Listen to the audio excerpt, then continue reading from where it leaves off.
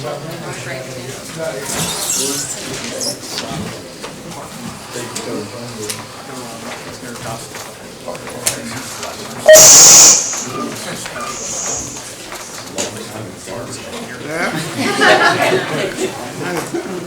park in Texas. Roll call, please. Mrs. Byrne? Mrs. Cerrucci? Here. Mr. Lapsevich? Here. Mr. Nola? Here. Mr. O'Donnell? Here. Mr. Ritter? Chavez here, yes. Mr. Stubenborg? Hey guys, quiet down, now we're on the phone. I'm here. Mrs. Warning? Here. Mr. Williams? Here. Comments from residents on agenda items? Jan, we have anybody signed up? We have a special presentation tonight. We have a very special presentation tonight from one of our instructors and a few of our students who have joined us this evening. I'm going to defer to Mrs. Warning to do a quick introduction. Yes, I would like to introduce Mr. Kunkel, a fifth grade teacher here at Mosside Middle School, and two students, Lindsay Story and Abby Seach. Is that correct, saying your last name? Okay, they had some presentations which they are state qualifiers for, and I'm going to turn this over now to Mr. Kunkel. Let me just give you a little background. I'll be brief. Thank you so much for taking your time. These girls, this is 2 years in the making what they have done. You can only compete in the computer fair as a 6th through 8th grader, and in 5th grade they knew that they wanted to do this, so they started last year preparing for this. What this is this is the Pennsylvania Middle School Computer Fair. It contains 5 categories, some of which coding, animation, app design. They presented for the graphic design category, which is usually one of the more popular categories that's picked. Now, just a reminder that they are competing with 6th to 8th graders, so that they are on the younger end of the grade spectrum. And they just worked so hard on this, and you're gonna see Mr. Yulowitz provides them. He's our computer teacher at Mosside Middle.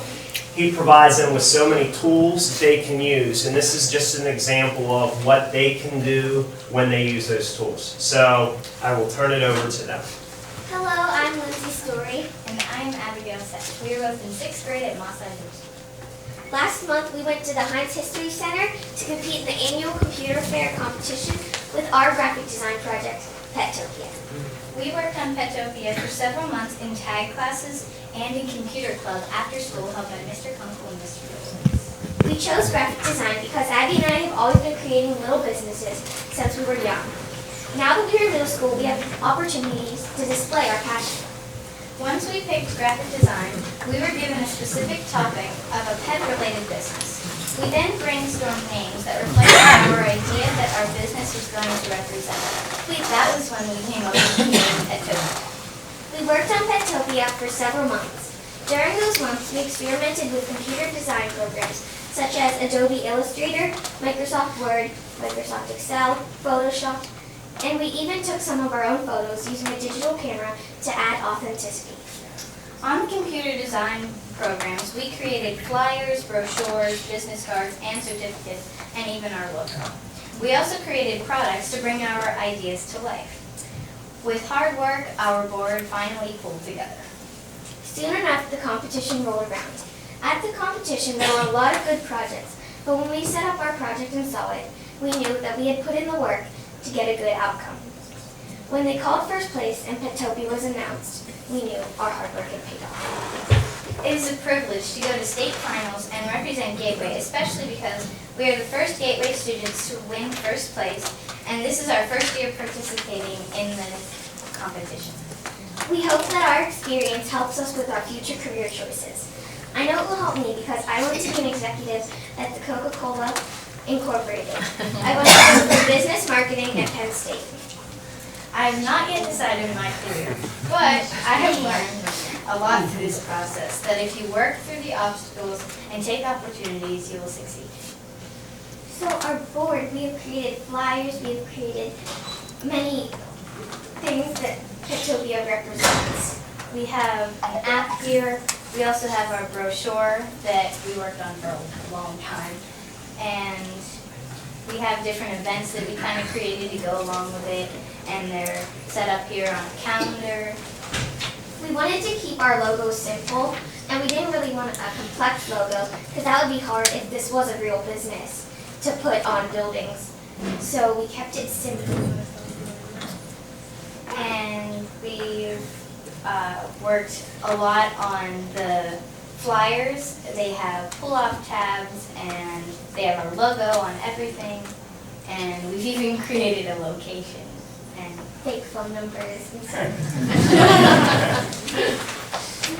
well, I hope you've enjoyed our presentation. Do you have any questions?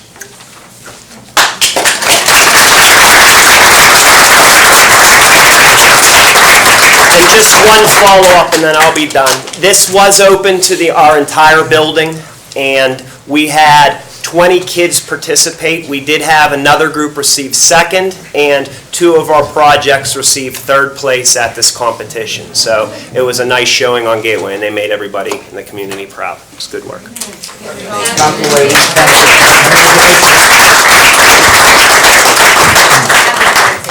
That pet isn't alive, is it? I was about to ask. Thank you.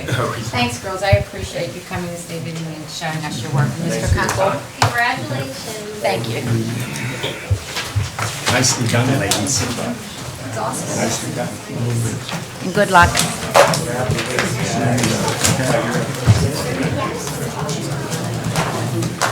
Nice job, Sure, they Abby. saved that for an honors entrepreneurship class. Yes. Get some credits in high school. And good luck, guys. Thank you. Thank you. Okay, what a wonderful presentation by our students. Before we move forward on the agenda items, Mrs. Esau, can you cue up the screens? Yes. Okay, great. Thank you. Well, thanks, maybe.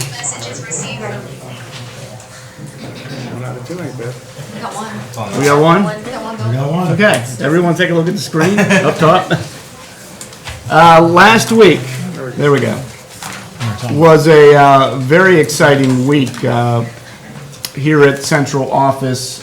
I received notice from the U.S. News World Report, national magazine, that Gateway High School has once again received an award, this time the bronze medal, for being nationally ranked as one of the top high schools in the country. And I think it's important that we also understand that the rankings also identified Gateway High School as being number 87 out of 86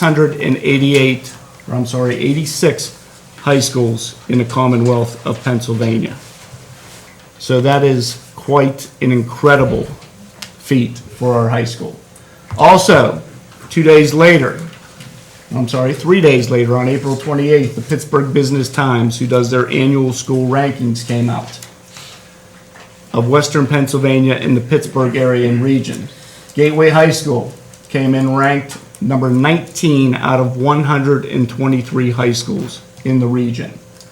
I also note that in 2010, notice where Gateway High School was ranked, number 41. And I'm going to talk in a moment about that. And this follows up with our school report card that I mentioned earlier in the school year, that Gateway High School was a top 10 school in Allegheny County with an 89.7 score on the school performance profile. So clear validation of something happening spectacular at that high school.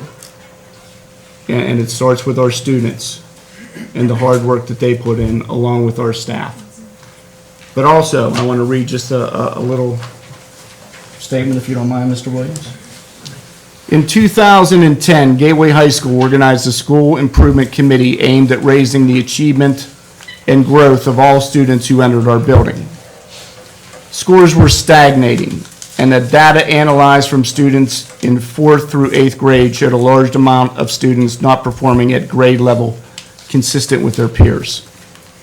Through the School Improvement Committee, best practices were researched and strategic changes to programming were recommended and adopted to ensure that all students would benefit from an aligned curriculum, clear, standards-driven instruction, and assessments that mirrored what the students were expected to know, understand, and do. It was clear that data provided our educators insight into every child and their deficiencies when entering high school. Teachers began the process of being in-serviced on how to interpret data that represented attendance, grades, behaviors, and test results to ensure that they had a history and a background and familiarity of their students. The missing piece to our transformation was time. Students who needed the support and remediation were scheduled into double period blocks to ensure not only the core curriculum was being taught, but catch-up time was incorporated to allow teachers to prescribe interventions based off of deficiencies. Gateway High School was ranked number 41 in the Pittsburgh Business Times at the onset of these instructional and programming changes. Since then, they have received a silver and bronze seal from the U.S. News & World Report as being a top high school in the nation, as well as being ranked 19th out of 123 high schools in the Pittsburgh region this year in the Pittsburgh Business Times. These accolades are confirmation of students and teachers buying into a proven system that enhances student achievement and growth. Demanding excellence and seeing it through enables our communities of Monroeville and Pitcairn to be reassured that our school district, Gateway School District, is leading the way in innovation and academic excellence. I tip my hat to the educators of this district and our students for the hard work in ensuring that we are maintaining our academic excellence. Thank you.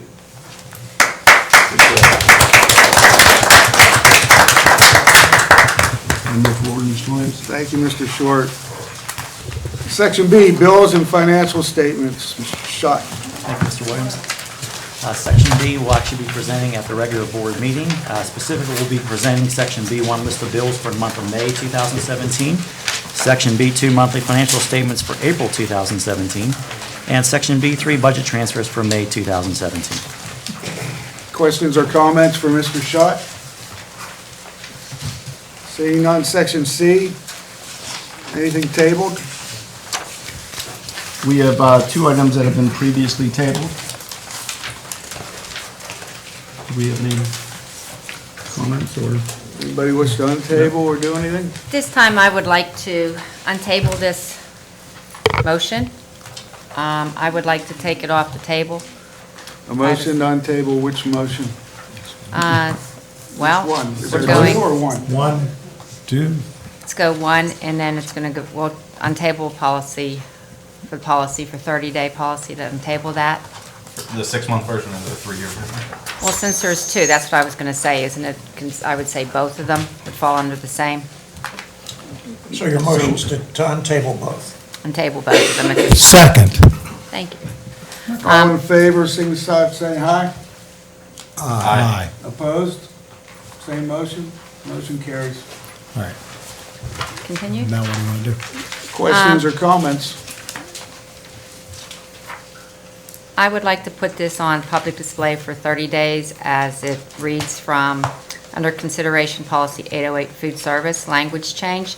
Change the language under the consideration policy 808 food service under the shelf life standards on pages 3 and 4 as follows: from not to exceed 6 months to not to exceed 3 years. And this, I said, will be on 30-day public view. So you want to vote for Number 2. the second one, mine? Yeah. Correct. Just to put it on display. Put it on Put it on display. display. Yes, I for 30 second that. days. Okay, there's a motion to vote on the second one, and there's a second by Mr. So- Stubenport. Can I get this straight? Are we Questions, going to take comments? off number 1 and then vote on number 2? Can we do that together? There's a motion and a second to vote on the second one, and then we can make a motion and a second and vote down the first one, hopefully, is the Right. board's desire. This is just questions, comments on Okay. this one. All right, Freddie, this is John Ritter. Am I able to make a comment now? Yes, you are, John. All right, I don't want us to switch from 30 days to 3 years. I think we keep the language a little bit legally. That is to rely on the best practices, guidelines, and standards that are up to those steps. If you just say that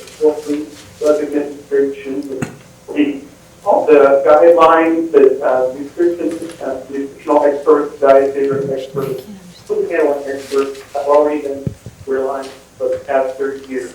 I think we should leave those in place. In other words, not artificially restricted to 6 months or to 3 years. Therefore, I am against putting on place for 30 days an artificial limitation of 3 years. So he said, if you didn't hear, he's against putting it on display for actually any amount of time. He just wants to go with the USDA, whatever they recommend. What was our I believe that's what he said. previous policy prior to a self-imposed 3-year limit? Correct, and John, I couldn't agree more with you. Unfortunately, I believe that majority of the board would like to make a change, and I'm glad to see that the board has come around to the food director's recommendation. With that, I'd be happy to place a more stringent recommendation on behalf of Martin and his team.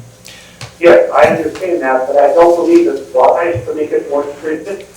Placing artificial and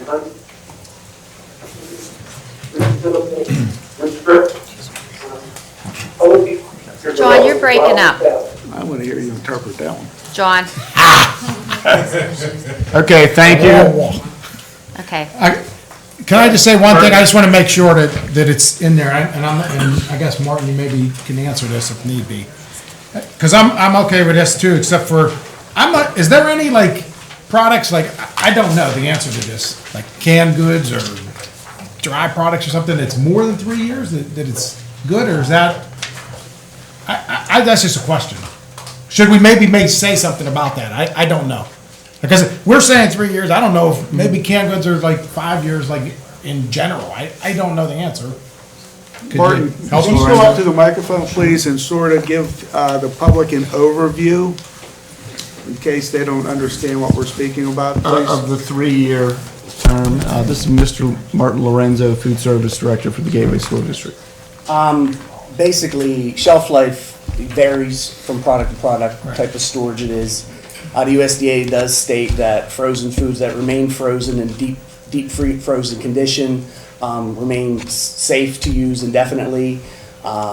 With regards to dry goods, it depends. Rices and pastas, those items, you could keep stored in a bomb shelter for upwards of beyond a decade. I mean, we're not looking to keep food around for that long, of course. And we thought the parameters that we had set up here with the 3-year shelf life limitations would give us enough leeway to effectively manage our inventory, regardless of the situation that may be presented by the Department of Agriculture when it came to disbursement of the commodities on an annual basis and all the different dynamics involved with the different variables involved with ordering those items, receiving those items, bringing them into storage, etc. So it varies. Canned goods typically, if stored properly, with dry storage, you're supposed to be conditions that are less than 70 degrees, dry, moisture content low, etc. That's John. Those sorts of conditions would conduce a storage that should exceed the 3 years, but, off the top of my head, All right. I'm So not so gonna. we can live with the 3 years on everything. That's what I had recommended and developed as a starting point. It's And been in I'm place. more than comfortable with that moving forward, and I think we can effectively manage our commodity inventory with those parameters in place. Any other questions? I just have a comment before we vote. I just want to thank everyone from the food service that has shown up over the last month and a half here. Came to the policy Volunteer. meeting, voiced your concerns, sent a lot of emails over the past week or so. So thank you for all of that. Can you interpret this? Thank you. Looks like he's been read. Any other questions or comments? We have a roll call vote, please, Jen. Mrs. Cerucci? Aye. Mr. Lapsevich? Aye. Mr. Nola? Aye. Mr. O'Donnell? Aye. Mr. Ritter? What's the vote? So far? This is the You food already said service. you were going to vote no. We're voting now officially on whether we're On putting 3 years. 3-year on 3-year. display as a new policy. Thank you. No. Mr. Stubenborg? Yes. Mrs. Warning? Yes. Yes. Mr. Williams? Aye. Mrs. Byrne?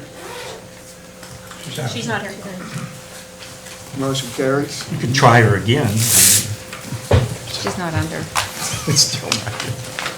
We still have the other, I'd like to make a motion to remove this from the table and, Second. it's already removed from the table. oh, just remove it from the agenda. Just vote it down. I'd say it's Can I make a motion to vote on it then? I second. motion. To deny. The 30-day public notice. Denied by Mr. Nola, second by Mr. Steubenport. Item number 1, correct? Right. Questions or comments on this item? Yeah, could you say This is the 6-month one. Removal of the 6 month. regarding food? That was Yes. tabled. Yes. We untabled both of them. So the motion to deny at a yes vote would be against it. Turn it down. A no vote would be for it. The one we just voted on, John, was the The 3-year. 3-year one. So we're voting So to. we're not gonna, I'm not gonna advertise 3 years, which is Well, no, great we because are. it's. We We are. just That voted was to approved. advertise 3 years. So now we have to We're throw gonna out get the rid of 6 the months? Trying to just throw out the 6 months. We're removing that item from. Appreciate it. To remove. Any other questions or comments? Yeah. Jack, we have a roll call, please? Mr. Lapsevich? Yes, it's to remove. It's a yes. Yes. Mr. Nola? Yes. Mr. O'Donnell? Yes. Mr. Ritter? Yes? Mr. Steubenboard? Yes. Mrs. Warning? Yes.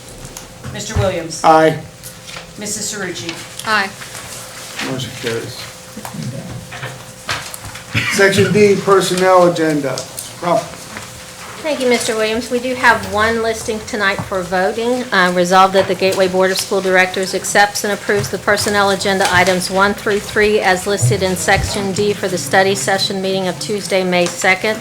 Under employment, we have a substitute food service worker, 4 substitute teacher's aides, and 4 substitute teachers that we are requesting approval for. I have a motion. Second. So moved. Second. Motion by Mr. Steubenport, second by Mr. Nola. Questions or comments on the action item? What's pending, can I ask? Pending documentation. That person just came in today, and so we have all of her clearance and some of her payroll information. So we have all the vital information, we're just waiting for her to bring back payroll information. And I had already asked you this question, but just for the public, we're doing this as an action item. Could you explain as to why? We're doing it as an action item because, as we have advertised, we are desperate for substitutes. As a matter of fact, 3 of these people will be called to start tomorrow morning based upon approval tonight. So we're putting them to work immediately. Good. Thank you, Tricia. Any other questions or comments? Jack, we have a roll call, please? Mr. Nola? Aye. Mr. O'Donnell? Aye. Mr. Ritter? Aye. Mr. Steubenboard? Aye. Mrs. Warning? Aye. Mr. Williams? Aye. Mrs. Cerucci? Aye. Mr. Lapsevich? Aye. Thank you very Motion much. carries. Then we'll go to the personnel agenda for the regular board meeting of Tuesday, May 23rd. Under leave of absence, you will see 5 leave of absences listed. For extended school year, we are requesting approval for 14 teachers and 1 nurse for extended school year. We're also requesting the approval of 31 aides for extended school year. Under early literacy, we have the listings of 10 individuals and 1 paraprofessional. Section 4, we have 5 volunteers listed. And under Section 5, it's the substitute staffing services to approve and authorize Kelly Educational Staffing to provide substitute services for district teachers, clerical, and paraprofessional staff pending agreement review by the solicitor. We have representatives from Kelly Services here this evening if you have any questions for them. Questions, comments? Any questions for Kelly Services? Well, if they're here, I'd like to know what kind of teaching qualifications any of their staff has and how they could fulfill this role.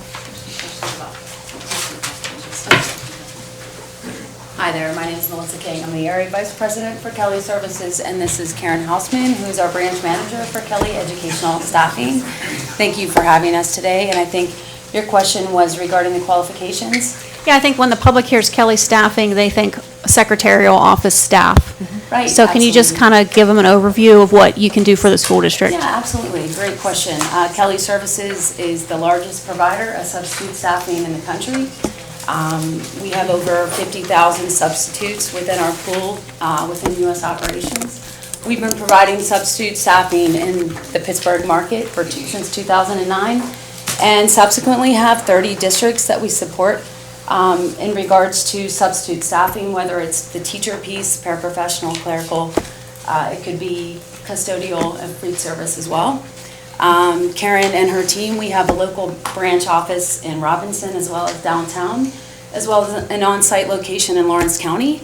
We provide service to Lawrence County, Butler County, Allegheny County, and Beaver County right now. And I can speak specifically Yeah. to the qualifications. Kelly Educational Staffing is one of the professional lines of staffing under the Kelly Services umbrella. So we do specialize in all of the Pennsylvania required clearances, of course, that the state requires, in addition to those 3 clearances that we're all familiar with, the FBI, the child abuse, and the state police. We also run, in addition to those 3, at no pass-through cost to any of our districts, the National Sex Offender Registry and the 7-year county criminal background check. On top of that, they are required to come in with a 2-hour substitute teacher training. All substitute teachers and paraprofessionals do come in with that training. They do need to pass a test within 2 tries. Once they pass that test, then they'll get the application to continue the process. And the other training piece that they are required to have is the 3-hour Act 126 mandated reporter of child abuse training as well. So that, on top of a structured behavioral interview, we feel that we effectively screen great qualified substitute candidates for our districts. And in the Pittsburgh area, we have about 1,200 subs in our pool already, with some strong local districts locally. So we have a nice sub pool already that would be eager and willing to participate within your district if the opportunity exists. So we appreciate the consideration. Are there any other questions? I noticed in your literature that you have some substitutes that have bachelor's degrees, some have masters, some have doctorates, and then there's a class called others. I think you were referring to like student teachers, teachers who are in college, not yet graduated, hoping to get in. Is that the part of the other that you mentioned? Yes, there is a new act, Act 86 of 2016. It just went into effect in the fall, that an education student in college with 60 education credits can qualify to be a substitute teacher. Now, we take all of our direction from each of our districts. So based on your district's wishes, we would thereby start recruiting with those qualifications. So if you wanted the Pennsylvania certification as one of your minimum qualifications, then that's what we would recruit for Gateway School District. But there are a handful of our districts who have some other qualifications that they'll consider, such as an inactive Pennsylvania certification, an emergency certification, and then the Act 86 I think I like credentials. that idea because some college students are poor, and when they go through your organization, they're paid for their internship. That helps the students out, that helps the district out Right. to get familiar with some of these interns so that we might be able to hire them either as full-time or as Right. substitute staff or whatever later on. So I think I like that program. Very Yeah, good. And that's a great feature, and another thing that we can offer to those substitute teachers is full benefits. We have healthcare and dental and 401K that we can offer to the substitutes as well, which is, and any time a substitute would enroll with Kelly, there's no fee to that substitute to do so, and they can sub at any one of our 30 districts. And the districts do have the option to hire those subs full-time, which is a great option for the districts to see if they fit well in the environment and are meeting or exceeding expectations prior to hiring them, so. Well, thank you very much for coming by tonight and introducing yourself face-to-face. That Oh, means it's a lot. We our appreciate it. pleasure, thank you. Any other questions? I have a question on the nurses, the substitute nurses. Okay. What is qualifications? Are you looking at LPNs, RNs? Which, do you have both or? Again, we would take our direction from your school district. All of the districts that we currently provide substitute nurses for do require the RN So that is where we start with an active RN license, and we actually turn those candidates over, once we get the clearances, to our Kelly Healthcare Division, and they administer computer testing and get their CPR cards, first aid cards, and keep their state licensure on hand, TB tests, et cetera. So the Kelly Healthcare Division does spearhead the qualifications for the nurses, but I can speak to those, that if you do wish to have RNs, then that's what we'll recruit for your district is RNs. What is your fill rate on the nurses? I don't have any of that information with me. Yeah, I think it kind of varies. We don't do nurses at every district that we have, but we can provide that if you would want that. And again, we mirror the pay rates, so it kind of could depend on what the pay rates are for the That's what I was going to ask you, my next question. So we do take a look at that and try to provide some consultative suggestions on what that hourly rate should be, because sometimes if it's too low, it can be a challenge. But we've been doing it for... Since 2009 at Pine Ridgeland. At Pine Ridgeland, yeah, and have been doing And we it also provide them at Plumboro since 2011. The other school districts in our area, can you name some of the other districts that are using your? Yes, we're currently in Woodland Hills School District, East Allegheny, Plumboro, Wilkinsburg, Fox Chapel, and those are in this corridor of East of Allegheny County. Yeah. Good question. Anything else? Do you have substitute school directors in case any of us take a weekend off? Not yet, but Okay, that we'll work on it. could be a good Irreplaceable spearhead that. But again, we appreciate the opportunity to be here, and thank you for the consideration. Thanks, guys. Okay. Thank you. ladies. Thank you. Thank you.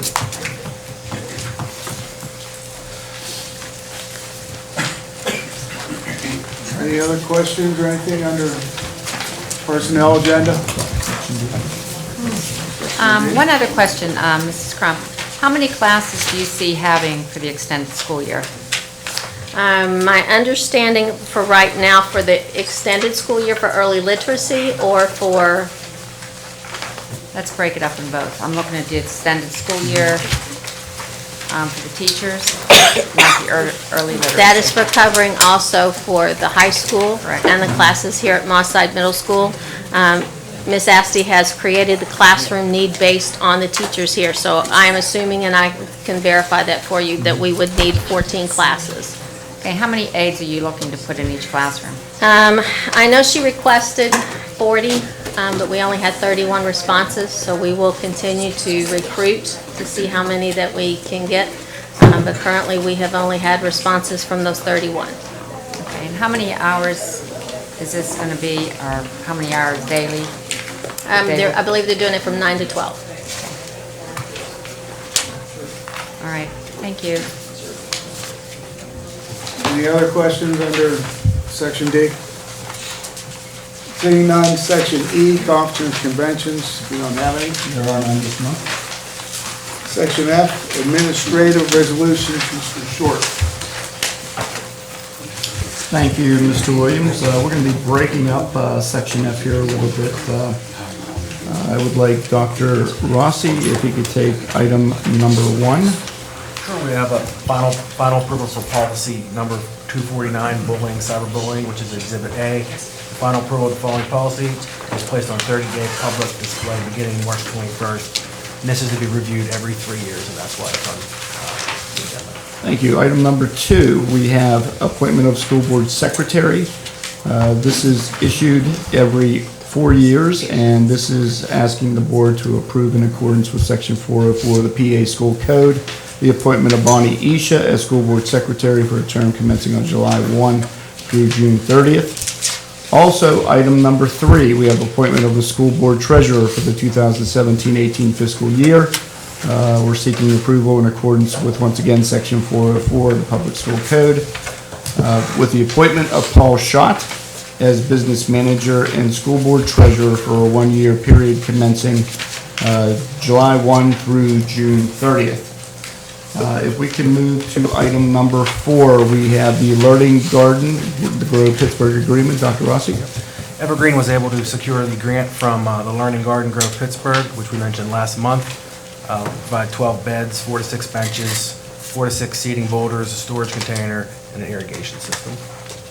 And then we have facility agreements as listed, and I believe we have an action item for Meet the Candidates Night on 5/8/17. Thank you, Dr. Rossi. Also, item number 6, I got Mr. Schott, and he will continue through a number of items there, Paul. Thank you, Mr. Short. Item number 6, be seeking appointment of our school dentist for 17-18 fiscal year, specifically the continued appointment of Richard M. Appletar Jr., DMD, to continue serving as district school dentist for 17-18 fiscal year at the rate of $5 per student dental examination. And again, that is no increase in price for 17-18 fiscal year. Next item is the approval of the depository district funds for the 17-18 fiscal year. In accordance with Section 621 Pennsylvania School Code, designate PNC Bank Miracle Mile Office to continue as district's depository for a 1-year period from July 1st, 2017 through June 30th, 2018. Next item, number 8, is approval of investment of district funds with financial institutions for the 17-18 fiscal year. In accordance with Section 440.1 of the Pennsylvania School Code, continue the investment of district funds with one or more of the following financial institutions: PNC Bank, Pennsylvania School District Liquid Asset Fund, and any other appropriate FDIC-insured financial institution not specifically listed above, in accordance with the collateralization requirements established by Pennsylvania School Code during the 17-18 fiscal year. Next item is the annual approval of the Forbes Road Career and Technology Center budgets for the 17-18 fiscal year, specifically the operating budget in the amount of $6,362,458, and the administrative budget in the amount of $304,760. Please note that there were no change, 0, and 0% change in either of those budgets from the 16-17 to the 17-18 fiscal year. The district's projected portion of the administrative budget is calculated at $71,440.81. And again, that entire overview of that budget is depicted in Exhibit C. Next item is seeking the extension of the service agreement with CTI Water Treatment Solutions for the continuation of district heating and cooling water treatment services for the 17-18 fiscal year in the amount of $4,500 as depicted in Exhibit D. And again, no change in that price as well for the 17-18 fiscal year. Next item is to adopt, advertise, and place on public display the proposed final general fund budget for the 17-18 fiscal year. This requirement is in accordance with Act 1. The preliminary amount, which is the same amount that we discussed last week at our Budget and Finance Committee meeting, is currently at $75,980,000. And again, this is just the proposed final. On the 23rd, this does not set the millage rate. This does not finalize anything. We continue to work on the budget over the next 2 months to hone items in the budget and to make it as accurate as possible as new information comes in. So again, just another step in the Act 1 process. Next item is the approval of disposal agreement with Shreddit for 17-18 fiscal year at the various fees as depicted in Exhibit E.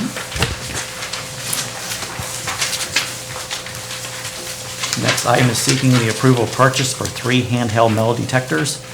3 handheld metal detectors in a total amount of $439.27.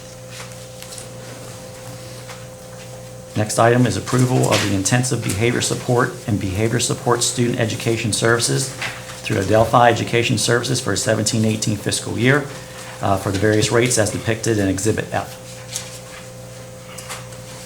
Next item is to seek to purchase and for payment of maintenance department equipment during the 16-17 fiscal year as depicted, specifically 1 Toro 6000 Series Z mower and 1 new Ford F-250 4-wheel drive regular cab truck with the various Meyer snowplow, tailgate lift, and electric inverter for the same truck.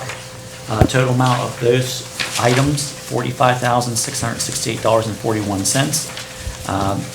Proposing to make this purchase now as opposed to 17-18 to provide a little bit of fiscal relief for 17-18. And in addition, we have the funds available in the current year to make those purchases. So it's budgeted money is what you're saying? Yes. Award of written quote for the Capital Reserve Fund, capital repair project for 17-18 fiscal year. Award the written quote for the building envelope repairs at the high school auxiliary gymnasium to C.E. Davis Contracting LLC in the amount of $17,900. Please note that this project was previously approved at the estimated amount of $25,000, so we have a cost savings of approximately $7,100 for that particular project for the 17-18 Capital Reserve Fund budget. Next item is to recognize a district donation received from Ninkasi LLC, DBA Dad's Pub and Grub, $400 for the teachers' treasurers over at Mosside Middle School. Next item is the appointment of school physician for the 17-18 fiscal year. The continued appointment of Stephen R. Wolf, DO, MPH, who is with the group of physicians from Forbes Regional Hospital, to continue serving the district school physician for 17-18 fiscal year for the amount of $7,758. Again, an unchanged amount. And I think this amount's been unchanged for probably 15 to 20 years. It's been quite a while. It's been able to hold that amount. And I will thank you, Mr. Sharp. We should rename it Section P for Paul. Covered a lot of items there. No problem. Item number 20, we have approval. This is an action. Actually, I'm sorry, I actually have one more. Oh, yeah, I'm sorry. We also have the award of a written proposal for the Capital Reserve Fund for an additional capital repair project for the mechanical rooftop unit replacement work at Ramsey Elementary School to Train USA Incorporated through the U.S. Communities Government Purchasing Alliance in the amount of $538,384 to be paid from the district's Capital Reserve Fund budget for 17-18 fiscal year.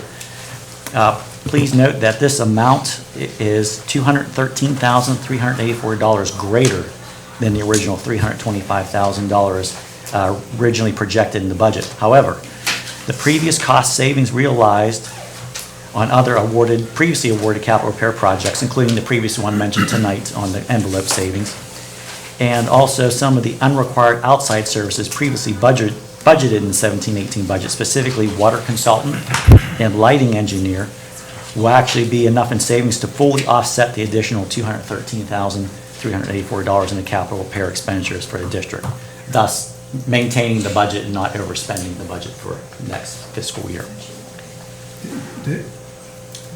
I have one more item to cover, and then we can open it up for questions.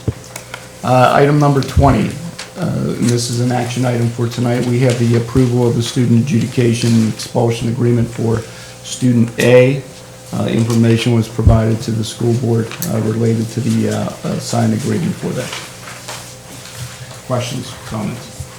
Before we do that, I'll just make a motion to approve number 20 and the last item under number 5, which are both action items. So moved. And then answer. So moved. It's a motion by Mr. Steubenfort and a second by Mr. Nola. Thank you. Questions, comments? So this is for 20 and 5.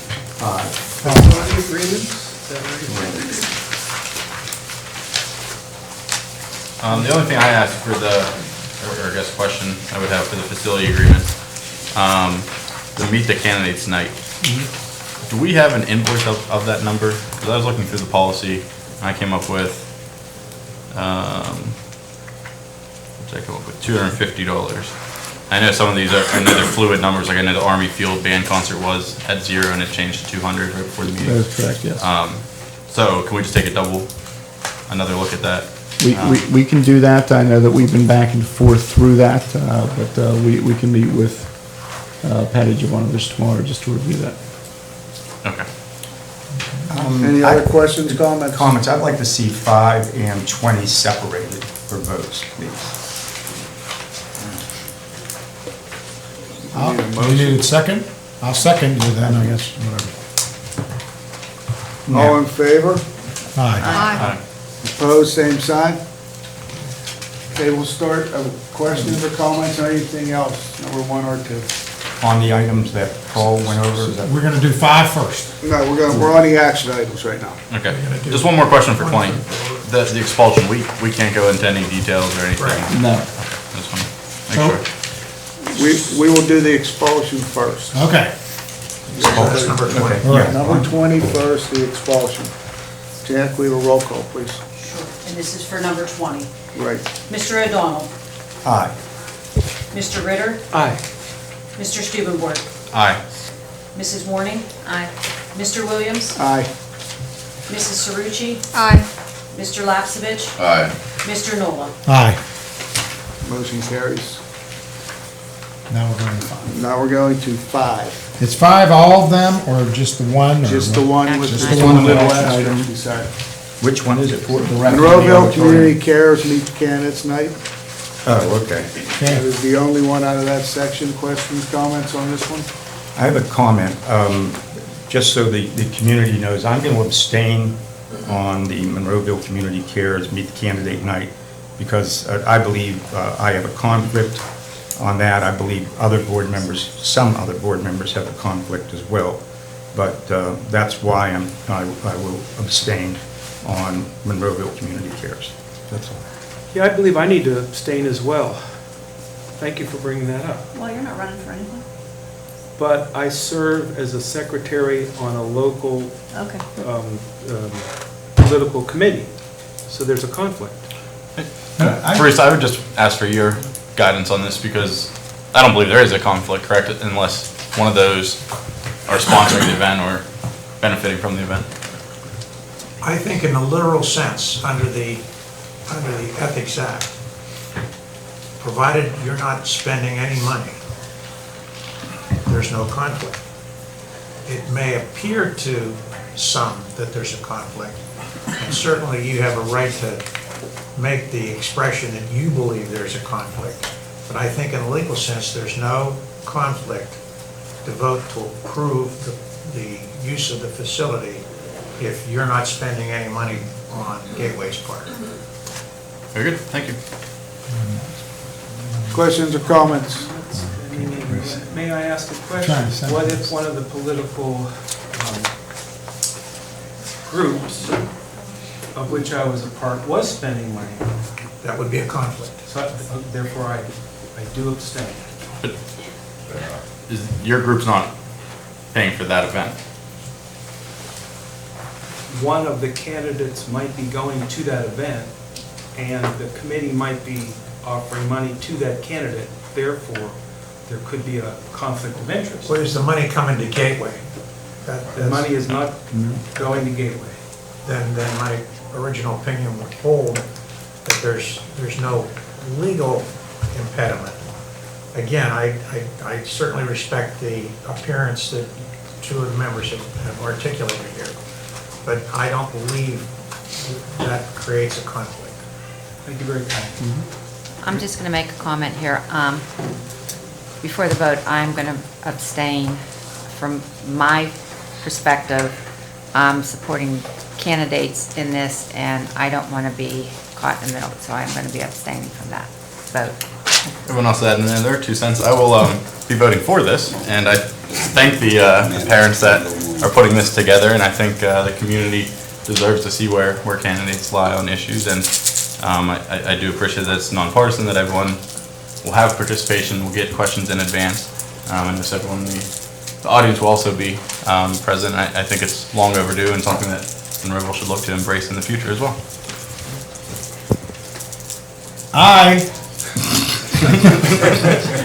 I will abstain, but I do say that this is a good thing, and I think we should continue to do things like this.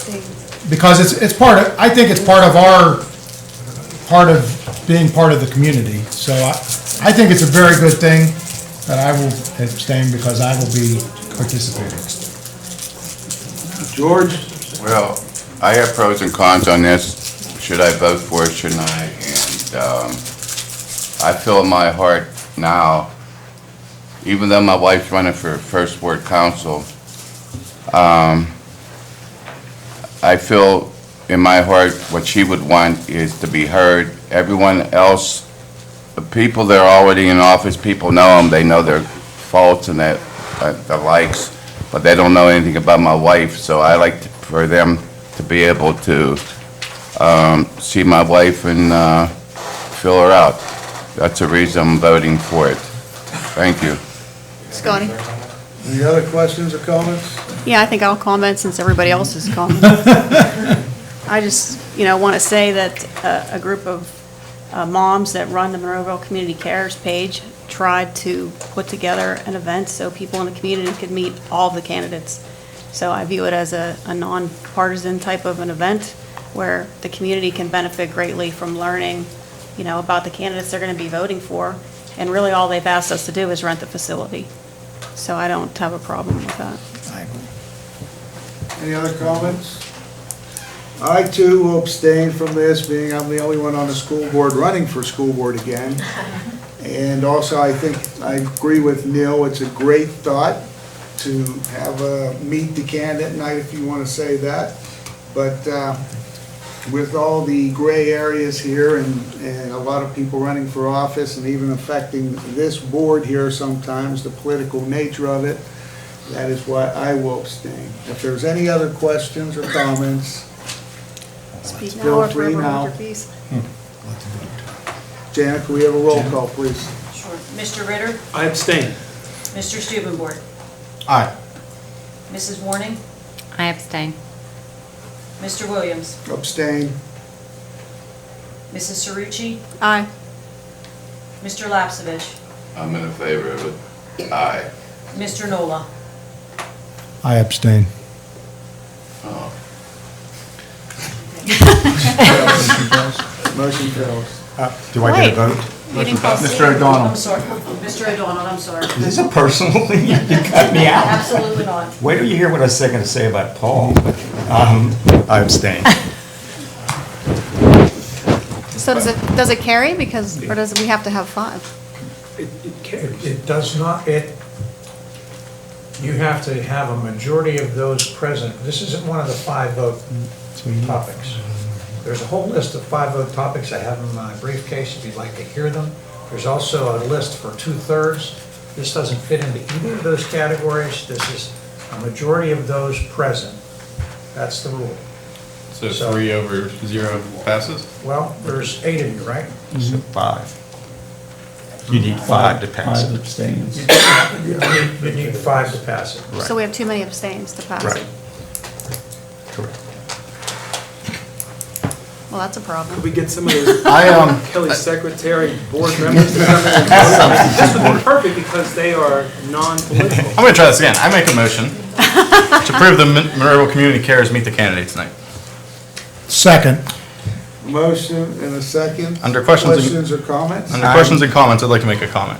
I would urge all board members, since our legal opinion is that we are able to vote on this. This is what school district facilities should be used for, something that's beneficial to the public. And we have bands come in and perform, which is great. It's awesome. We have sporting teams come in and they perform. That's great and it's entertaining. This is an event that is completely unbiased, an event that really does nothing but benefit the voters. You know, I was actually going door to door today, and I couldn't tell you how many times people said, well, who all is running? Where can we get information? And there's nowhere to, you know, unless someone is on Facebook and knows, you know, how to go around and visit all the candidates' pages if they have one. It's very difficult and extremely difficult to find information on all the candidates. I would just hate to see Gateway, a place of education, prohibit something like this to happen. I know, Bill, you had said Hempfield just had an event similar to this, actually sponsored by the school, at the school, Meet the Candidates Night. Murraysville does one similar, Plum does one. So I think it is beneficial. I think, you know, if you look out in the public and ask people in the public, people are looking forward to coming and looking forward to meeting the candidates and learning about what the issues are. So I would urge anyone who did abstain just to reconsider, think about everyone out there and think about everyone watching at home and what they want and whether or not the facilities that we're using, which are paid for by their money, by taxpayer dollars, should be utilized for educational purposes or not. That's all I'd like to make a comment as well. First of all, I don't think, I'm going to move to table this, okay? Because I don't think we can just keep. There's no discussion. Well, I haven't moved it yet. Well, you're thinking You about it. can't do that. You do that all the time. Can I I'm make a going to think comment? about tabling something. Okay, let's go ahead. But I want to point out that this is a good idea. There's no question that this is a good idea. And I've been involved in debates at the congressional level Usually, the debate and its format and date are set well in advance by the people that want to conduct the date, so that everyone is clear to be there, everyone understands the nature of the format, everyone understands whether or not you can have reporters there, cameras there, photographs. There's multiple things that go into it. And the reason that you have that you have these discussions about this is because you don't want any candidate to be placed in a situation where they get what's called the gotcha question. So that's one thing I think that the public needs to know. Secondly, because candidates on this board, Mr. Student Board, Mr. Nola, Mr. Lapsevich, Mr. Williams, myself, all have individuals that they support or are in fact running, it's my impression and my opinion that there is a conflict of interest and that we derive the benefit of that public format as candidates. Now, nothing wrong with that except we're voting on it to allow it to be used. That's the problem. So with those comments, I'd like to move to table. Before you table, can I make am I allowed? Never mind. Go I ahead. forgot. Second fails due to a second. You can talk. Say that again? Looks like it Am I fails allowed due to to a talk second. Nobody seconded, so you can go. Second is table. You can talk. All right, the reason why I'm abstaining is we had a political, we had a political candidate come here before the presidential election, and I think it's a very good idea. I mean, it gave a lot of the community a lot of insight what was going on. I think this is a great idea, but I was subject to a right to know with my phone, with my computer. That invaded my privacy. We as the board members don't have our own our own phones. We have to use our phones. We don't have school-issued phones. I felt that was taking an awful lot from me. So being in this position right now, I don't want that to happen again. I don't feel the school should be in a political back and forth with this. It's very good. I wish they could use the library. You got the senior citizen facilities that are available. I wish they could work something out there. So I'm sorry. Go ahead. So I move to table. Is there a Right, second? we're waiting for a second, but we're taking this opportunity. I'm looking for, I'm You're looking. violating the rule of Yeah, table, but- but go ahead. When there's a motion, This board likes to Does it talk. fail due to a second again? Because I'd like to speak. Can I get a second Is on there my a second to motion? this is there a motion? second to the motion? If I someone, second. if There's a someone second. seconded. There's a second, okay. Who's second? Val just did. Motion to table by Mr. O'Donnell, second by Ms. Warren. Roll call. Roll call, Jan. Mr. Stubenbord, Absolutely not. Mrs. Warning, Yes. Mr. Williams, No. Mrs. Cerucci, No. Mr. Lapsevich, No. Mr. Nola, No. Mr. O'Donnell, Yes. Mr. Ritter. No. Okay, now let's back over to discussion. All right. I hate that we do this procedurally, just about every meeting now, that we try to call things to question and table things so that we can't have any discussions. But you did bring up a good point. We had Ted Cruz come to the school, students that got to meet him. Wow, what an amazing opportunity for them, especially students going through, some of this stuff, learning about the process in their classes. We have a church that comes on Sundays and uses the facilities. If we don't think that a place of academia should be a place for the public to come and learn what the people that are going to sit in these very seats think about the district and how they may vote one way or another, or what issues are important to them, I really think we need to do some soul searching and think, is this appropriate?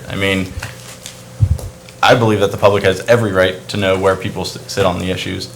I think for us to hinder it would, we always hate to say, oh, it's going to give Gateway a black eye. I think this is doing just that, giving Gateway a black eye. A place of academia really does not even want to allow the public to come and see where people stand on issues. Chet, let me It's troubling. see if I can correct you. I think everyone here is vehemently in favor of opening the door. We just can't find a way to do it without, and still avoid every appearance of evil. So if there's a tangle, we must abstain. So how can we do what we can't do? Well, I would say, with that being said, I mean, everyone voted one way or another for Ted Cruz. There's no one abstained from that. Because everyone sitting up here is registered to vote. Right, and vote. because we found a way to be able to bring him in without personally being entangled, with his candidacy. But this is a different matter here. I don't find it different. I mean, the way I view it, and I think Bruce said it, spot on, that it's not an ethical violation. We're all elected people. We are all politicians by nature, sitting in these very seats. Right? We're all registered to vote. We're all going to vote in the primary. We're all going to vote in the general election. So to think that, we can't vote on an issue because we are politicians or we are running for an office. No, we did vote on it, but we voted to abstain because we found in ourselves the possibility for an entanglement, and I can't find a way to resolve that. One of the reasons that I moved to table it is that we've already voted it just a few minutes ago. Now, I understand you're not okay with that, but we can't continually come back and say, well, I didn't get my way, so I want to move it again. Or I didn't get my way that time, I want to move it again. Secondly, I'm on record, and so is everybody else, we want this to happen. Definitely. But there's a clear conflict of interest here. And the people that I pointed out are the people that derive the benefit from the use of publicly funded facilities. And all I'm saying is that for that reason, we need to abstain. We need to step back and not vote it. So, so we can't just keep raising it over and over again. You've been the fellow who's been raising issues of procedure, okay? Yeah, and I'd love to follow up with that comment. Just last school board meeting, we actually voted on something that was voted down previously. I believe it was actually brought up by you, to give pay to the Teamsters. That was voted down by this very board, the exact same motion, which we then brought up and voted over again. So I just don't think we should use hypocrisy like that. I'm not using hypocrisy. I voted to give Teamsters more than a 10-cent an hour raise. You were against it, okay? It's not rocket science, guys. That's not true. Okay? I don't want to get into bickering about it. Let's just not go over past. I think we should vote on it. Is anybody in the Questions or comments? can the public speak? So it's not a, Can you ask them? There's a motion and a second here. Well, they can ask for public comment if you want. That's at the end. Well, I would just urge the public, if anyone is watching at home, which I know people do, if anyone here in the public is not happy that we're not using a place of academia paid for by taxpayer dollars for an educational purpose, to please write to the Gateway School Board, GSD _ what is it? K12.org. School Board at gatewayk12.org. And just voice your displeasure. That seems to work. Okay, Chad, just a comment, is there any other facilities that could be used off campus? This is what, I mean, I'm not in charge of voting for any other facilities. The one that I do have a say is this one. And I just think it would be asinine to not allow the taxpayers to come in and view their options in a building that they paid to build. and I think it's clearly inappropriate to vote in favor of this that allows taxpayer-funded facilities to be used to advance candidates' agendas and candidates' candidacies. If it were not placed in front of us, it's an entirely different issue, but it is placed in front of us. And so an affirmative vote to allow this to go forward says to this group or any group, you can come in and use this facility even though I have a conflict of interest. I'm not running for school board or anything, but I'm the campaign chairperson for Stephanie Byrne, and I think that creates a conflict for me. But you disagree with the solicitors? I do. Okay. So, okay. Any other comments? It's not that we disagree. He said there's no legal line that would be crossing, and I accept that, but personally, I want to avoid even the appearance of evil. So let's say that I voted in favor of this, using my role as a school board director, and it passed, and then my candidate went on to win some position because they came to the event and eventually won the race, then I would have had a hand in using my school board director's hat to promote a candidate that would win. And so I can't find a way to I'm not sure divorce if that's myself. necessarily true, because you're not, all the candidates are there, so what's the difference? Right, and there's no guarantee that even if I would support them, mine would win and the other one would lose. Right, so I don't think, Bruce, see, I'm starting to think the opposite now, that I have another legal question. it's just an organization wanting to use our facility, and why as is much it, as I want why to- are we even making it political is the question. Don't we have an obligation to vote as elected members? The answer to that is, Because don't we have to fill out a form that, no, you can abstain if you want to abstain. The time that you have to fill out the form is when you have a conflict that would be true in the legal sense. But at any given time, a member of the board, if they choose, I don't want to, much like what Mr. Ritter said, he recognizes there's no legal impediment, but if he chooses in his mind to say, I just don't feel comfortable doing it, I see the potential for impropriety there, in his mind, not my mind, but in his mind, he has the right to abstain. Any other questions or comments? Is there any chance you can ask people in the public if they would like to comment? I think you have the ability to do that. Well, I think anybody seeking information on candidates can look to the Times Express, and Sampson Horn does a good job at that. But I'm saying, but maybe they want to comment on this particular. but wouldn't that be pushing some agendas because not everyone's written about in the Times Express? I'm not Okay, saying so Neil, what are you either way. asking? Are you asking whether there's someone here who can... I don't know, yeah, who what- can offer an argument that would enable me to see things a little differently? Is that what you're asking? I think so, yes. Because we've asked the board, we've Yes. gotten a legal opinion, we've gotten opinions from the rest of the board. I'm still unable to find a way to do it, even though I want to do it. So you're wondering whether the public can Would help. you think it was a good thing to do if people in the public said they think it's a good thing to do? Or if people that abstain can walk out of the If they meeting? could give me a reason for it, then I would latch on to that reason. I just can't, You guys are I planning can't for find it full right now. Yeah, if a couple people left the meeting, then. You may not have a quorum. Any other comment or questions on this motion? Janet, can we have a roll call, please? Mrs. Horning, I abstain. Mr. Williams, Abstain. Mrs. Cerucci, Aye. Mr. Lapsevich, Aye. Mr. Nola, Aye. Mr. O'Donnell, Abstain. Mr. Ritter, Abstain? Mr. Stubenborg. Aye. Any other questions on section I have a comment. F? I have a comment on the appointment of the treasurer. Oh, I did also, but go ahead, you go first. Do we have the preschool and kindergarten records of Mr. Schott that perhaps the board could review before? Because I heard some comments about, at one point, now this is unverified, that Mr. Schott had some big feelings about some issues. So I'm just throwing that out. Paul? Any other comments on section F? I believe I do, hold on. Anybody else, section F? I'm waiting for Chad. Number 9, the Forbes Road and Career and Technology Center. We pay the lion's share of that, of their cost, correct? We're the most participating district. I'd have to double check that. I have the sheet from last year. I wouldn't say it's the lion's share of it, but I believe there's 9 member districts that participate in that. We represent.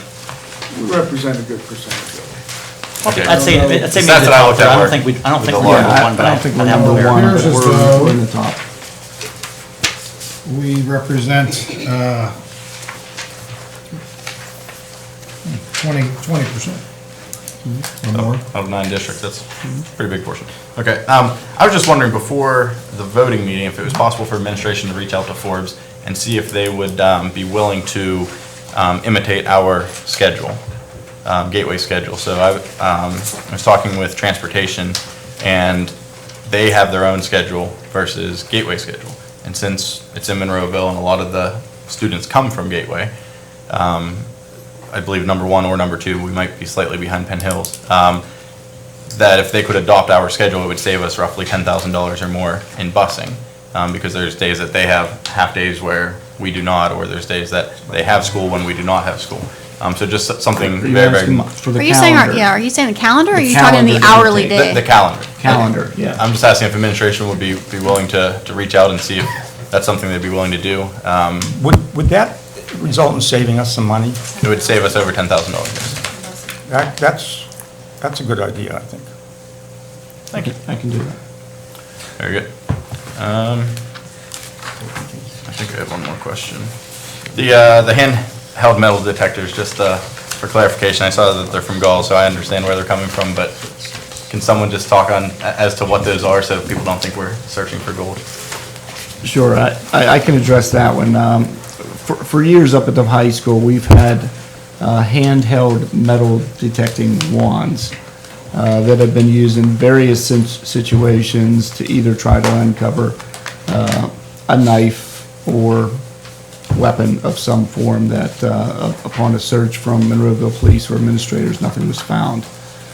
So these handheld metal detectors do date back to the early 1990s. The batteries have been corroding inside the devices, and it was time to replace those. Very good, thank you. Just wanted the public. Oh, I'm sorry, you done? Yeah, I'm done with that one. Just a real quick comment. That portion is about a little bit shy of 11%. Probably still pretty significant, but about 11%, a little shy of 11% of the budget. I'll have to talk to my CPA. Yeah. Chad, anything else? Yes, one more. The district donation received, needy students of the district, teachers, treasurers. Just from a legal standpoint, and I don't want to talk too much because I understand how this can look, but can we just get a legal opinion to make sure, because I don't believe there's any oversight of teachers, treasurers, so it might be better for it to go through the Gateway Education Foundation just so that there's no legal problems. I think that might be beneficial for everybody. Is there oversight of teachers' treasurers? Teachers' treasures really is just clothing donations, so I don't really know why they need any operating capital. No, The Gateway Education Foundation is the group that has paid for the backpacks Correct. and I think various things. it was donated specifically though for teachers' treasurers, but there's no reason why it can't go to the foundation and This would be a then passed pass-through. on to Yes. teachers' treasurers. I'm trying to protect Yeah. you guys from illegal. This would actually be the second donation. I believe back in January or February, we accepted a donation from another organization specifically for teachers' treasurers.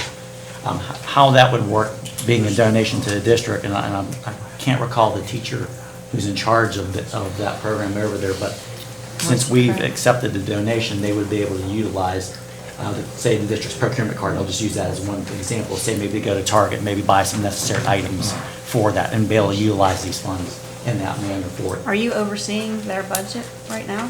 Well, we would oversee the amount to make sure that it wasn't exceeded, and they would be utilized specifically for that purpose.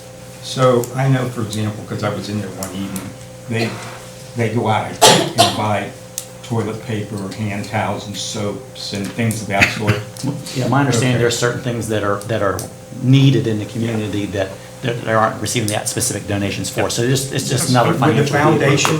foundation pass that on to teachers? Yeah, that's what the Gateway Education Foundation was formed for. I just want to make sure, and you guys can sort that out before the Plus, actual meeting, the but I don't want Gateway there Ed to be any. Foundation is a 501c3, so it's a charitable contribution. If he just donates it to the school, it's not, Listen, it's I the don't same think. write-off for there's the not- no, giver. you're right. There's nothing wrong with putting it through the foundation and the foundation. Just look, make sure we don't have any legal. Sure, and he gets to write it off, then you're right. And that's all. Number 19, There's too many tonight. I just have a question. Wait till we get to it. Did we rebid this, or, because I remember hearing about it, just want to know, You know what? Did we rebid, or we just In my accepted director's it? report, I'm prepared to sort of go over all of that stuff. We would like to hear about it now, since we're discussing it. I abstain from commenting on. I'm okay if you're gonna talk about I'm it. going to talk about all of it, yeah. Okay, Sure. that's fine. It's not an action item anyway. Right, I know, that's fine. Any other questions or comments on section F? Seeing none, moving on. Section G, resolutions presented by board members. I have a few. Yeah. So, and Bruce, let me know if this is appropriate. So I have one that's not written, but I'd like to at least float out the idea since it is a study session and. Is it the idea to put it on the agenda for next week? Yes. Or 2 weeks from now? Correct. Okay, go ahead. All right, so when we look at some of the motions that have gone through this past year, so when we look at air conditioner units being purchased in the middle of winter, when we look at shrubs being cut down at Evergreen, we look at giving a collective bargaining group a raise in the same meeting, actually, that the contract was approved. When we give a bid to the 360 group that we literally got a letter from an hour prior to the meeting with no contract. We actually voted on a contract without seeing a contract. When we do all of these things, rush through with no public input, not on the agenda, brought up last minute, usually 9:30, 10 o'clock in the evening, during board members' reports, it really seems fishy if we're going to talk about ethics and everything else that we're discussing this evening. So what I would like to do is put together something that really just kind of reflects these four main things. So the board should be able to deliberate and dwell on decisions for the consideration of the benefits and costs associated with actions taken. The board should also recognize that the actions taken by a mere majority of the board members without due time for such deliberate thought and consideration may not always reflect the best interest for the stakeholders or the final opinion of an individual board member. The board recognizes its financial obligation to the school district stakeholders to use the financial assets under its discretion in a manner which most efficiently and effectively complete the objectives of the Gateway School District. So really, in short, what I'd be recommending we put into it as a resolution is no resolution shall be made or seconded which is a cost of $5,000 or greater, and given to board members at least 4 days, or not given to board members at least 4 days in advance. That can be waived if it's less than $5,000 or if greater than 2/3 of the board members present approve of it. So that way we're not handcuffed by it, but that way we can't have $60,000 motions go through without any public input, without any board members looking at anything, without us getting a second opinion. So I really don't expect there to be pushback to something so transparent, but I've been surprised on this board before. So you're talking about changing policy to make it required that you wait at least a minimum of 2 weeks before voting? Is that what you're saying? 4 days. No, that you give it, so, and where I came Oh, I with thought- 4 days is board members should have the information at least 4 days in advance, because board policy states to get something on to the agenda through the superintendent or through the board president, that it be submitted in writing at least 4 days prior to said meeting. So at least 4 days so people can look it over, ask questions. There's just no reason, if people are meeting, let's just say, for instance, I don't know, 2 months with a group, that the whole board shouldn't be made aware and have that information available. I'd like to comment on it. I think in general, that's a good idea, and I'd like to see you write it up and ship it out to the board so we have a chance to take a look at it. I think it's a good idea. You'd like to look at it? At least 4 days in Ship advance. it, you know, write it up and ship it out. I just want to make sure you wanted to look at it. That's good. Absolutely. Very good. We share that concern then. I like the idea of having it written up, because I can conceive that there could be holidays, people could be on vacation. You need a definition of what 4 days actually are, you know. Yeah, we'll do the legalese, but Yeah, this was brought up, Yeah, Mr. Student Board can submit that to me, and I can Great. include it within the board package I this like the Friday. idea as well. Is your intention to put it on next voting session? yes, that's why I wanted to bring it up for public discussion. So I and will public have it in the input. board report on Friday. Good. Okay, Okay? Yeah. All right. that's fine, thank you. What other one do I have? Another one very similar. I don't have it written up yet, but I just wanted to discuss it. It was brought to my attention where, since we are going over rental agreements with facilities of the district that some groups rent far in advance. For instance, the church that was using every Sunday and other organizations. And our policy now states that, if a school group would like to use that, they have precedence. So I'm just asking, I don't know what the correct answer is, but I'm asking administration if you guys would look into maybe a 3-month, a 6-month, if it's booked so far in advance that we can't change it, just because I don't want to lose people booking based off of that. If, for instance, the church is there every Sunday. So if an outside organization books it 3 months in advance, and then perhaps an inside Yeah, a group can't come organization in Friday, wants say, hey, to we want trump this it. for Sunday. Okay. I let the record reflect that this is the third time I agree with Chad. This Oh is a my good gosh. idea. So that the facility should be for our kids and our programs first. Makes sense. Very good. Now, the next one, you won't agree with me, so You never know. we'll get back to par here. So the next one I put in front of everyone is the achievement gap proposal.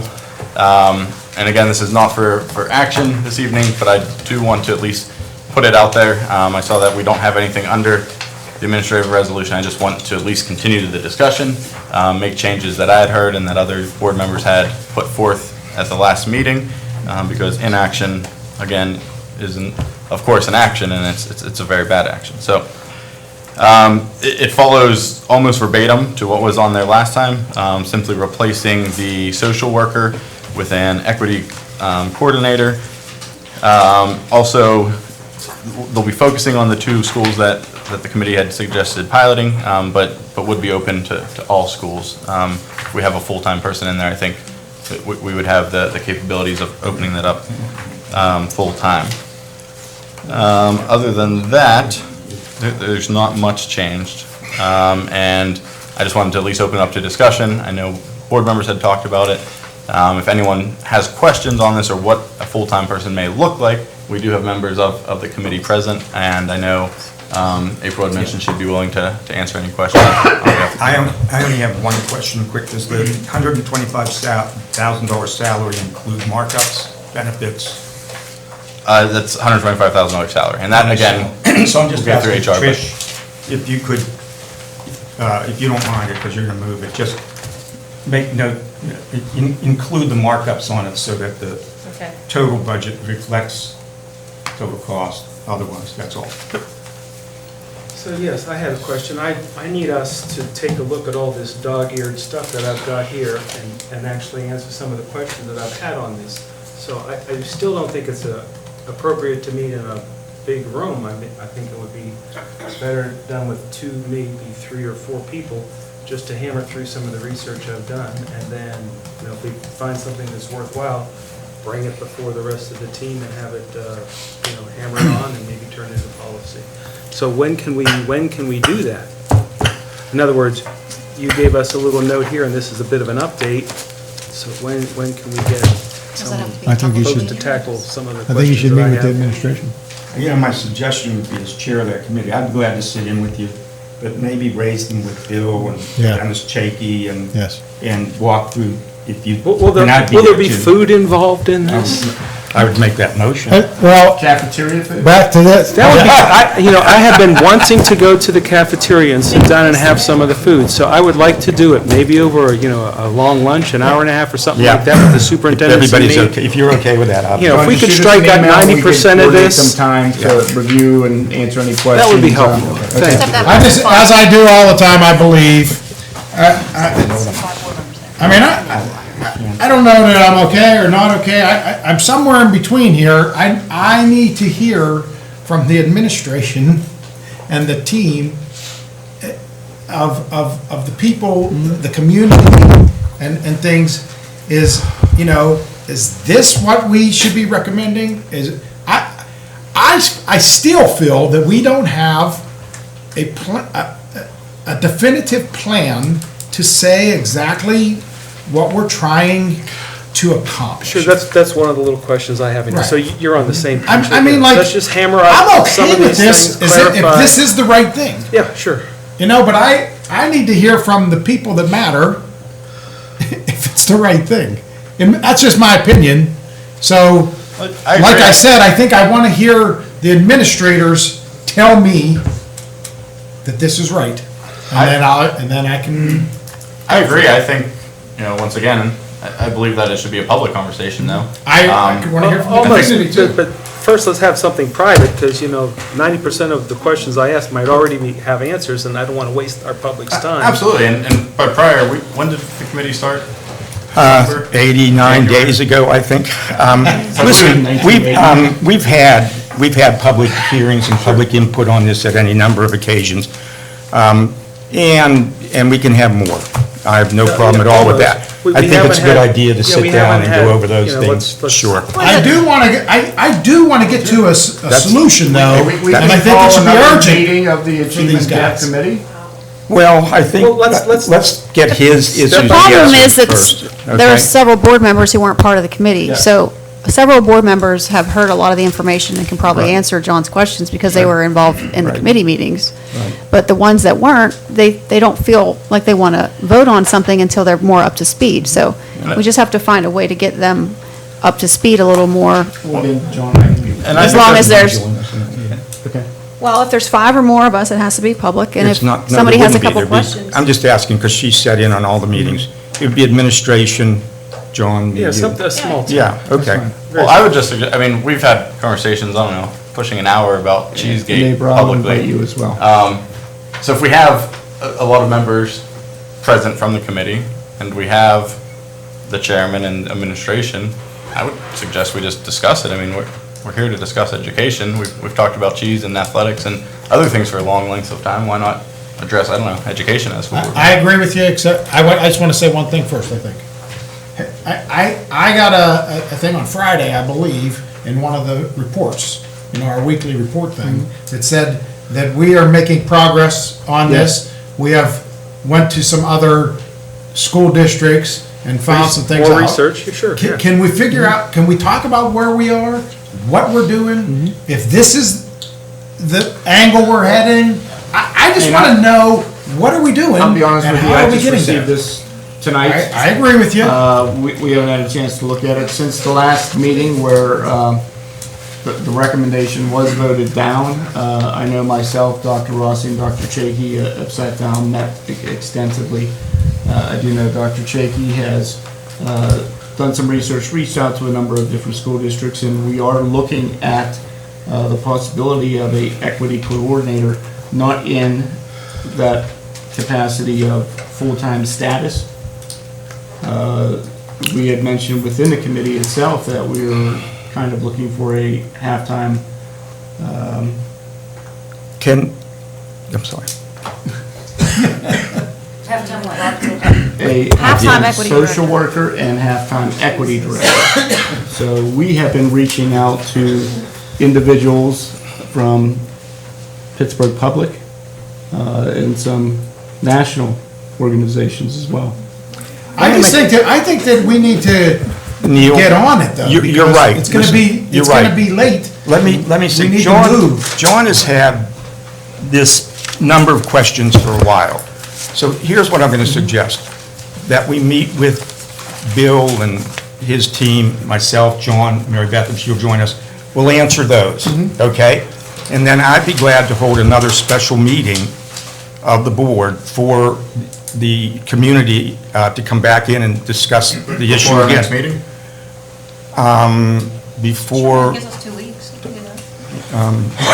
I'm okay with meeting before next, what is it? 2 weeks. Yeah, I'm okay with We have that. plenty of time. 23rd is the regular scheduled school board meeting. I'm just, all I'm thinking is, let's give people again adequate notice of the meeting date, that's all, and make sure that the folks can be here, okay? I'm okay with it.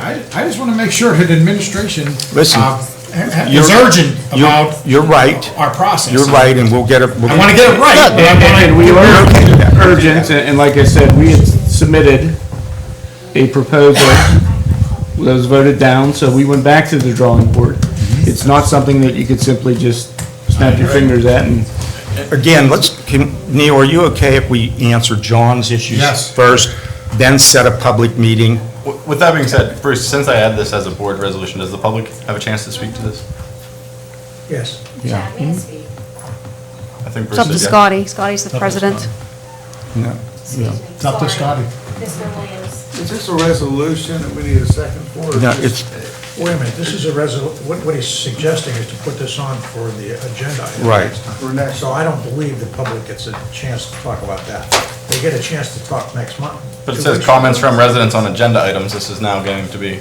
You just want to put it on the agenda so they can comment on it? Your motion is to I put mean, it you on can the comment on it at the agenda end, no matter what. We're not going to let you for 2 comment. weeks from now. Yeah, the only thing I'm saying, Chad, not in opposition, it's not a 10 or 15-minute discussion, it's a lengthy discussion. His questions are perhaps lengthy, so let's just give it a fair airing, it might be a couple of hours, okay? So, because we held the last one's a couple of hours. I would agree with that. I think we should at least give the public the Yeah. 5 minutes. But okay, the public is limited here to whether or not it should or shouldn't be on the agenda. That's the question. Are you okay putting it on the agenda 6 weeks from now, and then allowing for 1 or 2 discussions if that's required? If we put it on 6 weeks from now, there's going to be no timing.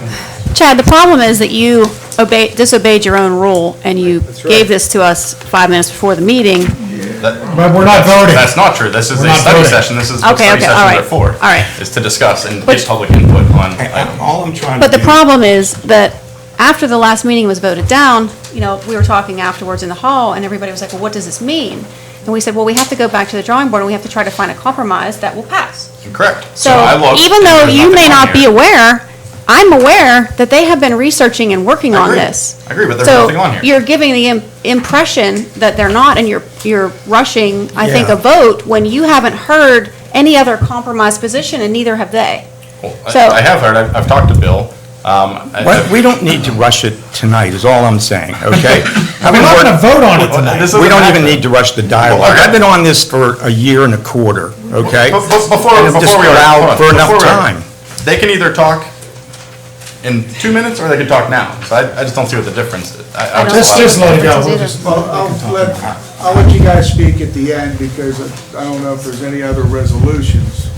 I'd like to get through that first, and you guys can comment on the end. Okay, that's fine. That's Sure. fair. So Chad, you have... That's all I have. May I ask a question? Wait till the end. Any other board member resolutions? Seeing none, we'll move on from there. That's what I'm getting at. It's common. Comments from residents on non-agenda items. So April, if you wish to speak at this time. Please come up, can you please come up to the podium? When is the budget for next year due? June. June 30. So the concern we have, I hear the word rush a lot. This is in no way rushed. It's just that it's been played around like ping pong so much that different people come to the table, they hear a little bit of it and they say they don't have enough information. This has been brought to this district since 2007. Mr. Elms is here as he's attended one of the meetings that we've had as a community. This is not a rushed situation. What I do see is that if it doesn't get voted, including this budget, is that it'll get put off for another year. And that would be an injustice. What I've seen is a committee that met for over a year to do exactly what Mr. Ritter asked, for a group of people to sit down and figure this out. And we did. When we came forward with our committee recommendation, the next meeting, the equity director was not in our recommendation, and instead, a second recommendation was put into that binder by administration that not only didn't have an equity director, but it increased for a full-time social worker. I'm disappointed. I have brought research. I have brought the promise of data of schools that are doing this thing. I have tried to communicate to you that this is a win-win. That if we do these things, that 89.7 will become 100, because the distance between 89.7 and 100 is her African American population. I am disappointed because we are talking about putting this off. After 2007, 5 community gatherings, 2 town hall meetings, a former superintendent, a year's worth of achievement gap meetings, and we're doing the same thing that you see in that paper that Pittsburgh Public is going through after 25 years of litigation. I am disappointed because we cannot go down that road and be respectful, responsible educators and administrators to our children.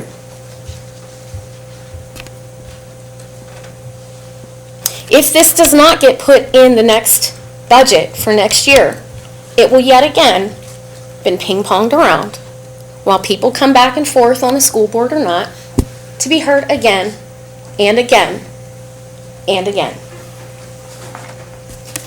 I'm disappointed. I could say that this administration is committed to having this on the budget. And we have come forward many times with recommendations. It may not be what everyone wants, however, recommendations have been made. And as I stated earlier, it is the commitment of everyone in our communities, Monroeville and Pitcairn, to engage and to enhance the academic expectations of our children, all children. We have been working behind the scenes for hours, talking to different individuals who can lend assistance to this program. And we are hopeful that we would be able to put together a package that will be acceptable to this board, the committee, and everyone involved. Thank you. More comments, Laura? Janet, is there any, I'm sorry, did anybody sign up to speak? Anybody else? I think some people signed in there. Anybody else wishing to address the school board? Mr. Elms had emailed us.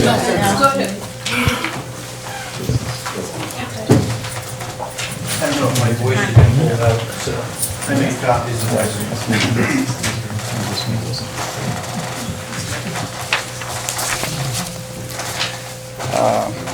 Bob Elms, 1303 Foxborough Drive. In December 2011, I became a Gateway School Board Director. The board's biggest task in 2012 was to hire a new superintendent. My number one question for the candidates was, how would you close the achievement gap? Mr. Williams and Mr. Donalds were on the board at that time. Here we are in 2017, and we're still talking about the same problem. Mr. Shirk will tell you, and he already has, about clear standards, curriculum framework, and proven intervention. And that's taken from his 2016 district report card. And I agree with those. But those are just parts of the solution for closing the achievement gap. The Kennewick School District in Washington State is a success story for closing the achievement gap. The district leaders tried to share their experiences in a book, Annual Growth, Catch-Up Growth. What's hidden in the backstory of this book is the resolve and commitment of the administration, the staff, and the community to closing the gap. A real commitment to closing the achievement gap is an essential part of the solution. Today, the achievement gap is measurable in all grades at Gateway. Closing the achievement gap does not have a single silver bullet solution. Equity in the school district is a major part of that solution. A 25-page report, an equity audit of the district policies and procedures prepared by Gretchen Givens, and I'm giving you this information so you can find that, because the board is asking questions, so if the board is interested in getting the answers to these questions, that's one of the places you should go. I believe this occurred in 2015-16 school year, just to give you a framework to look for it. This report explains that an equity audit of policies and procedures is a measure of school climate. And school climate is based on the patterns of school life experiences, reflects the norms, and I'm quoting this from the book. I didn't generate these big words myself. values interpersonal relationships, teaching, learning, and leadership practices and organizational structures. The school climate is what makes students feel socially, emotionally, and physically safe or insecure. In a district with a good climate, teachers and students are engaged and respected. Students, families, and educators have the capacity to work together to create a shared school vision and a productive learning environment. I tried to summarize this, and I couldn't do it. You can't take 25 pages of information and condense it down into anything that can be discussed here. And then, just as an addition, the Pittsburgh School District recently, April 2017, announced a 5-year plan. This plan has 4 themes: create a positive and supportive school climate. Well, guess what? That's your equity. Develop and implement a rigorous, aligned curriculum. That's another part of equity. If you read that report, equity is attendance, behavior, and the educational, the in-school classroom process. That's part of the things in equity. And there's a lot in there, 25 pages worth, and there's a lot of data there. Provide relevant and timely instructional support. That's part of your equity too. Foster a performance culture for the employees, and that's training the teachers. And I gave you the link, so you don't have to take my word for it. There's the link to the Pittsburgh School District schools. So in bottom line, Gateway needs to make a similar commitment to student success, starting with an equity director. Believe me, when you read through that, there's a lot of work there to monitor and support equity policies and procedures and instruction. Note the Gateway plan is very similar to that theme in the Pittsburgh school districts, and I think it's time for Gateway to fully commit to and invest in the achievement gap closure. I'd really like to see that happen. Thanks. Thanks. Anybody else wish to address the board at this time?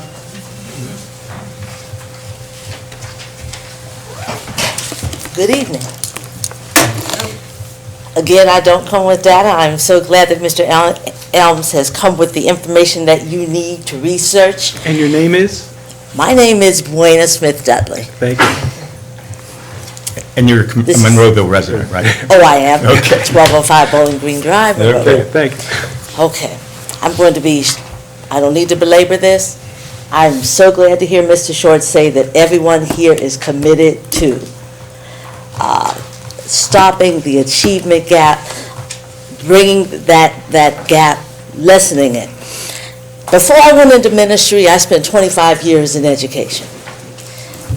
I've taught in Los Angeles schools, Miami schools, Fort Lauderdale schools, Jefferson County, which is the Columbine district, Pittsburgh schools, etc. I've seen this for years. I've seen how it happens. I started in Watts, California, where we didn't have books. And to give a child a dictionary they were almost in tears. But I also taught in the affluent schools of North Arvada, which was completely different. I taught in charter schools, which were really connected with the district, where there are 5 computers in every classroom. So why am I saying this? I'm saying this because it only worsens. We can't keep kicking around the issue. We've got to make sure that in September, it's in place. It's not going to be talked about, but that it's in place.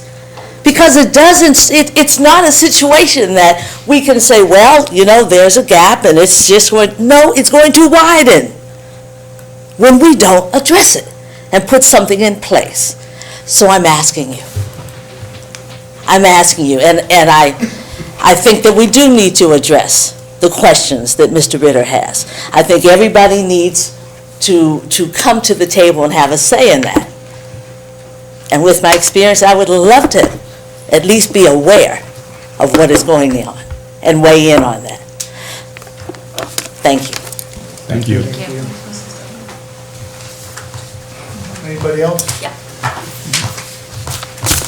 My name is Jennifer Hayes. I'm a resident, a parent of 2 sons in the middle school and a teacher at Evergreen Elementary, and part of this committee. I want my kids to benefit from this work.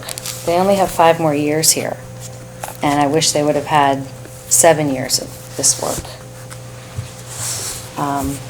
I would ask that you trust the committee and trust the research and trust the year that we spent working on this. I'm not sure the point of a committee if you bring the data that you researched and worked on only to form another committee. I'm not sure I understand that. But I'm willing to meet and work and answer questions and give you book titles and articles and all the ways in which I had to learn as a teacher, as a parent. I mean, I had a lot to learn. Because of the training that I benefited from that Dr. Zeddy brought in, I am now comfortable looking at my own bias, at my own occasional prejudicial thoughts. It's opened my mind as a mother, as a person, as a friend, and as a teacher. It's impacted my work with students, and it's because of the training that I received that I am able to confidently stand here on a televised program and say, yeah, there was a lot I needed to learn, and there's a lot more I need to learn. And if you haven't read any books about it, if you haven't read any articles about it, just like teachers, I mean, you need to educate yourselves. You need to know what we're talking about. You can't be expected to know everything about everything, certainly. My main goal is that we have a full-time equity director. If everything else was off the table, that would be my main hope, because we've got 4,000 students, over 500 staff members, thousands of parents, and a full-time equity director would at least be able to drive the train. He or she would be able to answer the questions that we have. They would probably have experience and a doctorate in this and be passionate about it and want it and believe that it's possible, and be able to guide us on where to go next. It's like, I just think it's like having a new medicine out there that we could buy, but not hiring the doctor to administer it. And it's an ongoing medicine. It's on to teachers, the nurses and doctors need to learn about this medicine. So, but not hiring a doctor to teach the people administering it. And finally, all of our administrators and board members are white, Caucasian, European American, whatever you're comfortable with. If all of our administrators and board members were African American, I believe we wouldn't have to fight so hard. Thank you. Anybody else wish to address the board at this time? May I add one? Sure.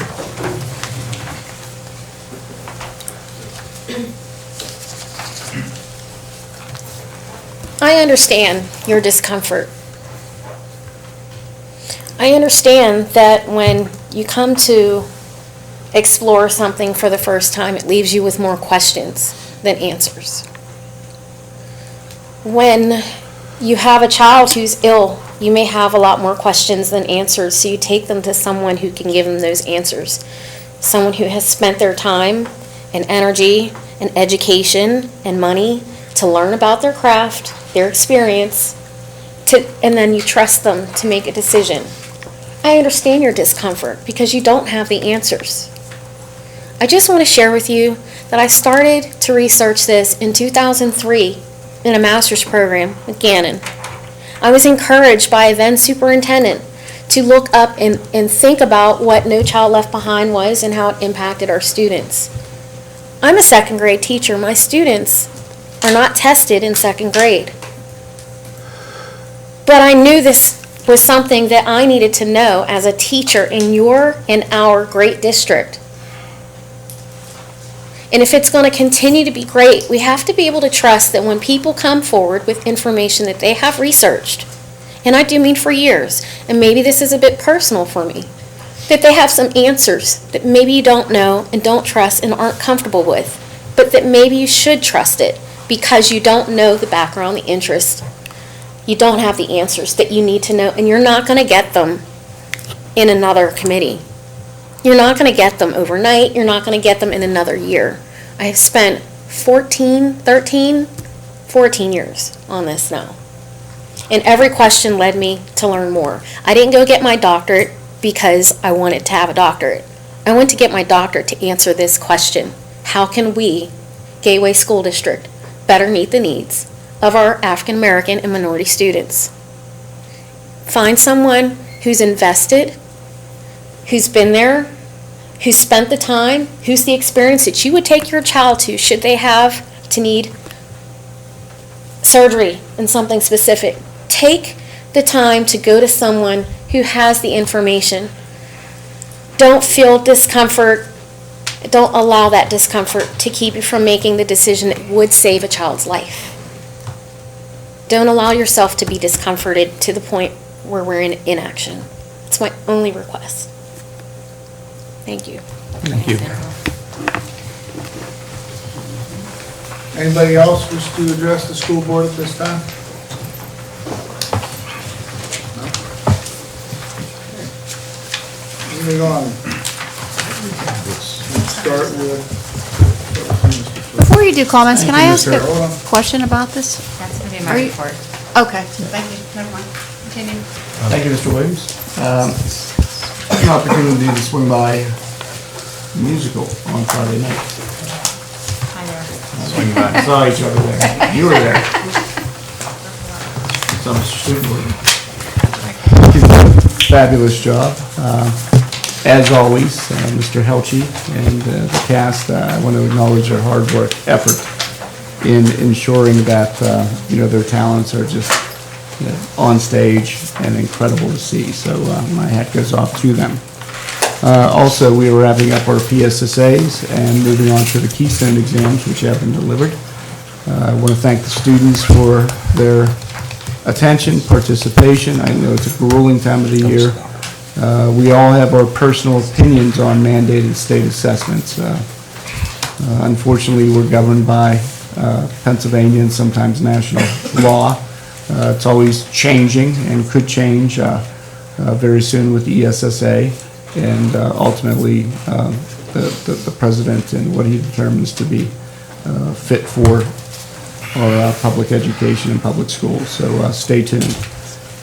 Also, it was National Teacher Day today, and I wanted to acknowledge the work of all of our instructors because if you haven't sat behind that chair, or I should say stand within that classroom, when you have probably 20, 25, 27 eyes, times that by 2, looking at you every day, the preparation that goes into it, the hard work, the passion of our teachers is second to none. And I've maintained that throughout my time here at Gateway. It is truly what makes Gateway special. It is our educators. So my hat goes off to their hard work and dedication to our students. Also, I forgot to mention, the accolades that we started off tonight's show with U.S. News World Report and the Pittsburgh Business Times rankings. It's interesting as we analyze the data within the Pittsburgh Business Times that we outperformed as a high school. And let me read some of these high schools just to give the public an idea of how well we are doing. The Bethel Park High School School District, North Hills, Hempfield, Penn Trafford, West Allegheny, Thomas Jefferson, Seneca Valley, and Plumboro, far outperforming the school district. So my hat goes off to the hard work and dedication of the students and teachers. That's all. Thank you. Thank you, Mr. Short. Mr. Chaiky, do you have anything to say? Nothing this time. Mr. Rossi? Couple quick things. I just want to acknowledge Mrs. Mattis for writing and submitting a grant. Mostside has been selected to receive a 3D printing package through General Electric's education programs. We just received that information yesterday, so more information will be forthcoming for board acceptance. Just a reminder that kindergarten registration is ongoing, and we have a lot of events planned for our incoming kindergarten students in May. So we have some fun nights and screenings. So it's imperative that if you haven't registered, please check the district website for that information. And we have a tentative date for our curriculum night, which is May 25th at 6 o'clock. Thank you. Thank you. Mr. Schott? Just one item this evening, just as a reminder, the next scheduled Budget and Finance Committee meeting is scheduled for Thursday, May 18th at 6 PM in the high school LGI. Thank you. As indicated earlier, we are in desperate need of substitutes, so if you know anyone out there, please contact us. Sorry. Anybody want to sub? Former Substitute educators? teachers, paraprofessionals, custodians, come see me. Thank you. Mr. Dice, do you have anything for us tonight? Just something real brief. I ordinarily don't say much, but I want you to know that this ranking, these statistics, we should be putting this out, all the real estate companies, all the advertising we can get with it, put it on our website. We should be doing everything we can with this because I'm involved with other school districts and I know what goes on. This is far more superior than anything else I've seen. And everybody's given lots of accolades to the staff, and they certainly deserve it. Mr. Short deserves it, and I just want to tip my hat to him. I think there's been a real turnaround, and you see that with some of those statistics in these last couple of years. I don't know how we get much better. That's the problem I'm having. Yeah, there's room to move. But boy, when you get up in this kind of classification, it's tough to move. We jumped, what was it, 41 to 19. And that's in, what, 2 years? No, longer than that, 6 years. That's a big, big jump. And I don't see that in any other district. So, again, I think the hat goes off to the superintendent. That's all. Thank you. I don't take credit. Those people who I know me, understand. I'm a very You should. humble person. I'm going to give it to you. But it would be nice if perhaps someone from the Pittsburgh Trib Live would write an article about this. I'm Not just Post one Gazette, article. too, It's got a couple articles. And Post Gazette as well, because I think we're deserving of some good news.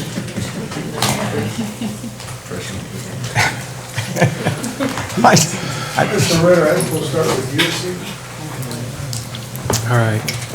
I don't like to talk about myself, but I just want to respond. I missed breakfast, I missed lunch, I missed supper, just got off the bus, being dropped off by the track team, coming back from the boys' whippeal at Hempfield. So my face is bright red because I've been in the sun all day. I haven't had anything to drink yet. I'm cranky, I'm tired, I'm hungry. I say all that to say, this is the type of board member. I'm one of the type of board members and superintendents and financial people and solicitors that we've got doing our level best to try to find ways, make ways for the community to succeed on behalf of the kids. Some of it's seen, some of it's unseen. If I didn't tell you that I missed breakfast, lunch, and dinner, you wouldn't know. So I'm just telling you. You're not seeing everything. You don't see all the work that I put into all this yet, but I hope it pays off. I also serve as a secretary for a local committee here. You don't see the work I'm doing there. And I try to be as dispassionate as I can to move forward, whether I like what I come up with or I don't like it. The goal is to set it before folks, have it be voted on, and then run with it. So there's no delay. Things just take time. You can't put two people on a pregnant woman's birth and get it done in half the time. Some things just take time. It takes 9 months to give birth. So if this is the right way to go, and it takes this long, that's fine. You know, so I'm doing the level best I can. I know a lot of the team members here are doing it as well. So please have patience with us. And as someone said, we don't have all the answers, you know, so we're fighting for those. With all that, we got this wonderful report, so thank you, Mr. Dice, for holding this up. That's a wonderful thing. It's nice for the board members to see some wonderful things are happening here, so I would say that's my report. Thank you, Mr. Ritter. Mr. O'Donnell? You know, I've been on this board for, I guess, a year and a half now, and prior to that, I've spoken frequently to board members and administrators about changing the culture at Gateway. And part of that, and actually key to that, has always been to push the standard for academic excellence higher and higher and higher for all children. That's why I volunteered to take on the GAP committee. That's why I put the time and effort into it that I have, as has Mary Beth and Scott and Stephanie, because we are committed to a change in culture which speaks to academic rigor and academic excellence for all kids. And this is a statement that is starting to happen, and I think it's a statement that reflects well on all of our teachers and paraprofessionals in this district. It speaks to the management of this district, and I think it speaks to board leadership of this district as well, because this is a board that decided not too long ago to increase the amount of money that we were spending and bring on two excellent individuals to substantially increase our ability to intervene academically with Dr. Chakey and Guy Rossi. These are important decisions that the board has made, and this is a reflection of that. Equally, not equally important, but also important, is I'm on the Buildings and Grounds Committee with Valerie and George, and the three of us, along with Bob Brown, Bill, put a lot of time into the programs that fall under our auspice, and I want to just report on it. Did everybody get a copy of this? No. I'll make sure everybody gets a copy before you leave, okay? This is the capital project tracker. So we have 16 areas that we track on a regular basis. The roof replacement that we've already approved, the air conditioning in the all-purpose rooms at at Cleveland, UP and Evergreen.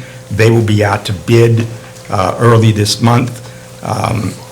The switching gear has already been bid, came in under budget. That will start on June 8th. The HVAC systems that we bid came in much higher than we expected. So Bob Brown, is he still here?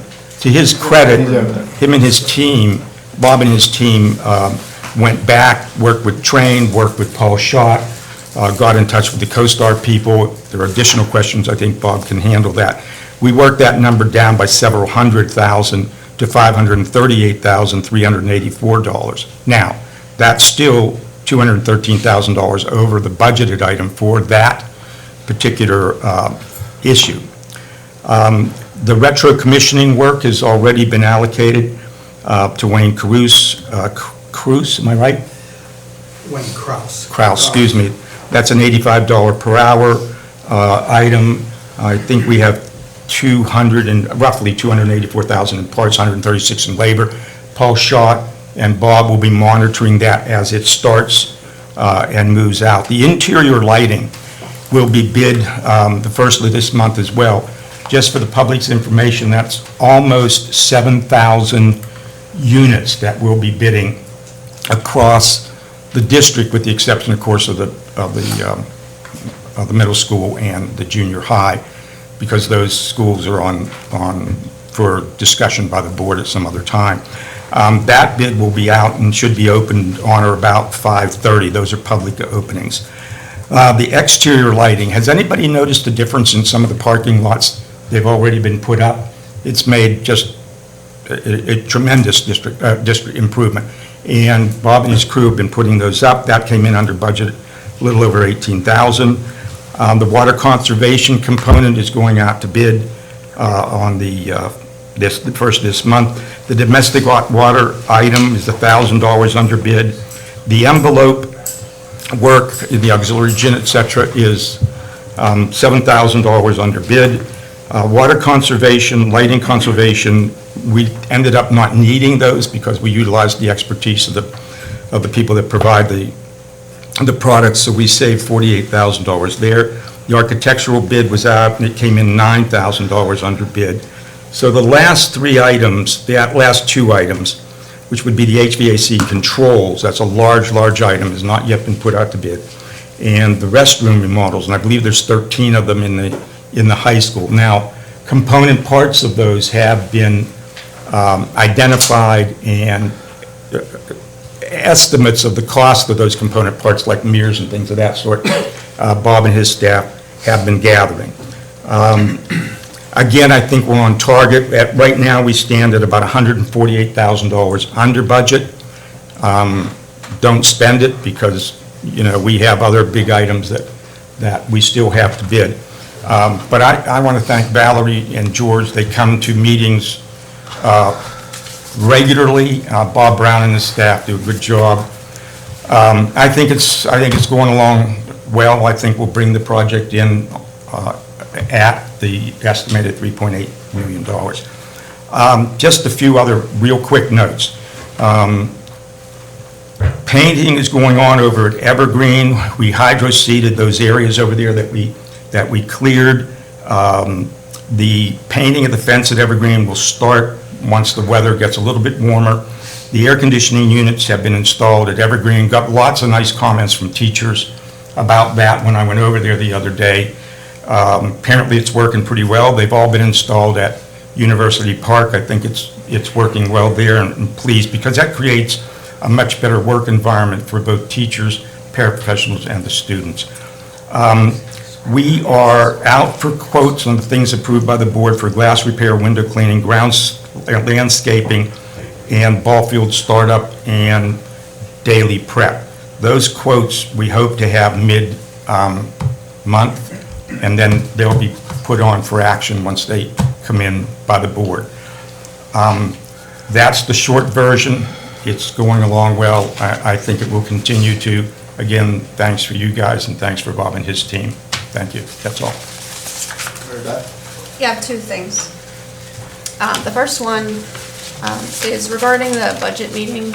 Last week, we were going over staffing projections, and during that meeting, there were concerns raised over class size at Gateway Middle, in particular science. So what I have here is the class sizes at Gateway Middle School, in particular the science classes, that I just wanted to share because I think there were some false assumptions, and I do have the facts here. So at Gateway Middle School, there are 29 science classes. One of them has 6 students. One of them has 13 students. 2 of them have 14 students. 2 have 15. 2 have 20. 4 have 21. 2 classrooms have 23 students. 2 have 25 students. 1 classroom has 26. 3 classes have 29. Now, that one, the 29, one of those has 2 teachers in it because it's a STEAM class. So from talking to Mr. Telly and Mr. Short, there are 2 teachers in 4 of the STEAM classes. They're actually co-taught. We have 1 science class that's an honors class that has 32. And then I did make a phone call to the principal, Mr. Telly, and he said the average class size at Gateway Middle School is 24 to 25 students. He felt that that was very acceptable. I, in particular, asked him about the honors science class. Again, he felt that that was an acceptable level because the students in that class are very diligent and there weren't any behavioral issues.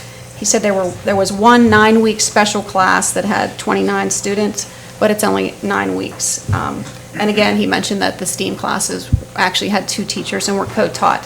So he was very comfortable with the numbers. Some of the numbers I read, you can see, are actually, I think, are on the low side, which is why there were some staffing changes. Classes with 6, 13, 14, 15 kids, I think is a little low, honestly. So I just wanted. Can we talk about the size 6 class, because that's a special ed class. Okay, well, I have the numbers of the classes. Well, I know, Okay. and I know what the Let's class not is. interrupt while the reports are going on. Well, because I feel like I'm being Okay, well, you can attacked. feel that way, and I appreciate that, but when the reports are going on. Actually, the we comment can't do wasn't that. directed at you, actually. You weren't the one that made the comment. I believe it was. So anyway, I'm done with that. So the next issue I wanted to address was, back in March, I had reached out with conversations with the board to some various PR firms. Mr. Dice mentioned, this good news report and how that should be out in the media. And there's been a lot of conversations between the board this year and some of the public. We've had some meetings with some people who really, feel that Gateway needs to do a better job at promoting our district in some positive ways. So I just wanted to let everybody know that that is being worked on. I think we'll probably have a solution within the next month, I hope. I had reached out to 8 advertising and public relations firms. What I'm finding is that the really big ones don't work with schools, or they're not cost effective. So right now, we have 1 proposal in, and I'm waiting to hear from 2 more companies, and then the board will get everything at once, and we'll try to make a decision on whether we want to, hire a PR firm on a part-time basis to do some positive marketing for the district. So I have, thank you. Thank you. Mr. Lapsevich. Nothing this evening, thank you. Mr. Nola. All I have is I'm looking forward to the GAP and the administration bringing something to us. Hopefully, I honestly would love to have it so that we can make some type of vote by the next meeting, but I would love it to be right. That's what I want it to be right, and I want it done as soon as possible after that, so. Alrighty. Got a few. I guess we'll start with members from food service. I see there's still several here. Thank you again for showing up, voicing your concerns, and I think encouraging the board to use a common sense initiative presented by Martin. To meet the candidates, hopefully they're able to find another venue, since the place of academics will not hold it. Hopefully they will be able to find a place that is open to that, because I believe that is very, very good for the public. I want to say thank you to Mr. Coulter, who sent everyone on board an email, and I believe it was probably 6 to 8 months ago. He and I originally discussed the transparency resolution, that we'll call it. So thank you for reaching out. We had a good conversation, and I think it's definitely needed. We talk about changing the culture. I think some things on the board need to change as well, transparency being one of them. The musical you brought up, we'll go back to good things. The musical was phenomenal, as always. If you've never seen a Gateway musical, you have to go next year. The sets are amazing. They have people that their kids had graduated literally 8 years ago still coming back and helping on these sets. The grand staircase was as big as a house up on the stage. It was phenomenal. So to see the kids do a good job, I was kind of mad though, because I think they did better than we did in 2007 when we put on Cinderella. So I'll give it to them. The kids did a phenomenal job. They did. And the fiscal side of me will say, they did all of that without receiving a penny from the district.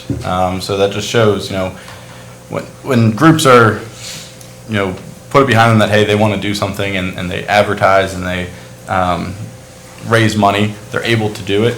And I've always been impressed. I was in the musicals myself, so I'm obviously biased to that, but they do an amazing job, impressive job with raising money. Their pamphlet is something you'd see when you go to Broadway. So good job to everyone involved, and I know the parents put a lot of time and effort into that as well, so thank you to all of them as well. Procedurally, I won't dwell on the negatives too long, but procedurally, I am upset with the way the board has been operating over the last year. Adding in resolutions for $60,000+ in board members, reports as opposed to resolutions, not giving information to board members in advance, actually holding votes on contracts that are fugazi, they're just floating out there. We've never seen them when we vote, and we're voting on them. Voting on things, even you had mentioned the air conditioners, and I'm sure anyone who's in a classroom that has an air conditioner probably is much more comfortable, and I would agree with that. It's just that it should have been brought up, especially something in the winter involving an air conditioner. It could have been brought up at a study session, voted on at a regular board meeting. So procedurally, I hope that the transparency resolution will pass, and hopefully that will straighten out some of those issues. But the other procedural issues, I just want to touch on, and I'm not going to do anything. I'm not going to say anything, but I just hope we learn. We've tabled and untabled and tabled and untabled more things in the past 3 months than I think any other board has ever done, ever. I would agree with that. We have Everybody needs a hobby. We have confused the public about what the heck we're even voting on under some circumstances. The whole call to question, it has a time, it has a place, but not 30 seconds after discussion starts. To call something to question, and then to have five members vote on that, if there's one they should abstain on, it'd probably be that one, but, to have 5 board members then vote to call to question with no discussion, it's laughable. It really is. I mean, we're up here as elected officials representing the constituents. Let them hear the questions. I mean, we've only gotten this information an hour ago. Let people talk, let people digest it, allow the public to know what the heck is going on. Okay. Another negative one, I guess. A little upset that we had board members today. In my opinion, I to each their own, but failed to represent their constituents. I'll just leave it at that. I wish that had occurred differently, because I believe we've given Gateway a black eye by not allowing a place paid for by the tax payers to hold an event that we all said is a good event. So that's upsetting that we allowed that to get in the way of that. The achievement gap. I've talked a lot about this, so I'll keep it short. My opinions are actually quite different than some people, some members of the Achievement Gap Committee. Right? Some people believe that this is a magic pill. Some people believe that this is just a solve all. I don't believe that to be the case. I believe that there is data that suggests it does work extremely well at certain places. It works less effectively at other places. But unless we try that, we don't know what works. And to do nothing is just simply negligent. We've known about this problem. It's been documented since the 50s. We've kicked this can down the road, and now we're saying, okay, well, maybe we're going to do something differently. Someone had stated, as we were discussing, hey, Chad, why are we trying to rush this? We're not trying to rush this. We want to have discussion. I think all those questions in that binder should have been answered this evening.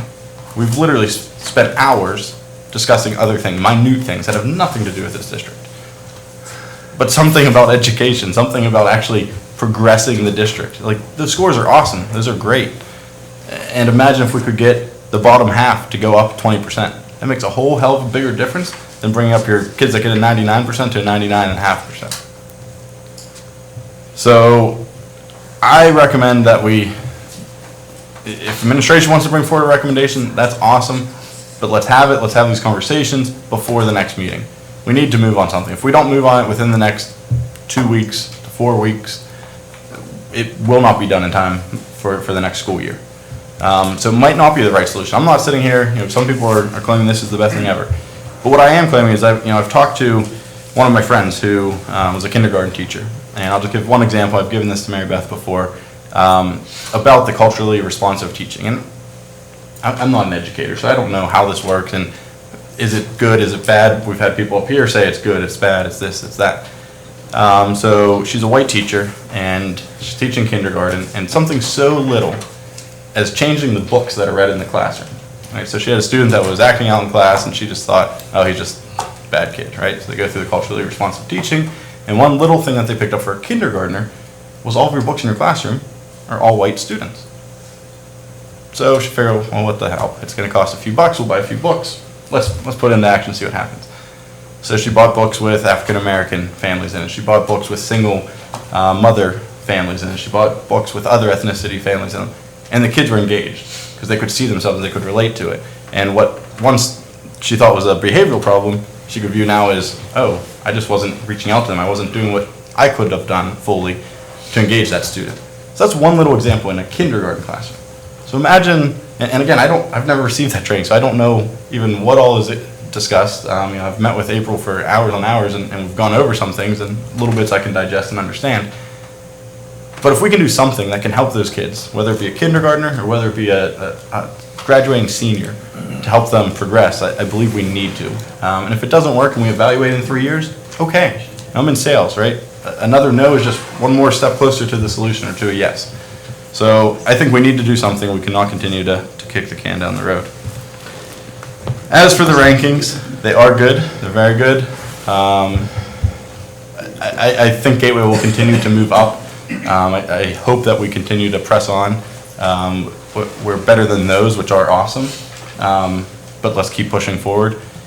And I think everyone here has the same goals. We obviously have different solutions to this goal. So we might argue and we might fight, and I might go on a 20-minute tirade about an item, but we are moving forward. I do appreciate all the teachers, all the administrators, all the school board members, even those that we disagree a lot, for the time and effort that you put in.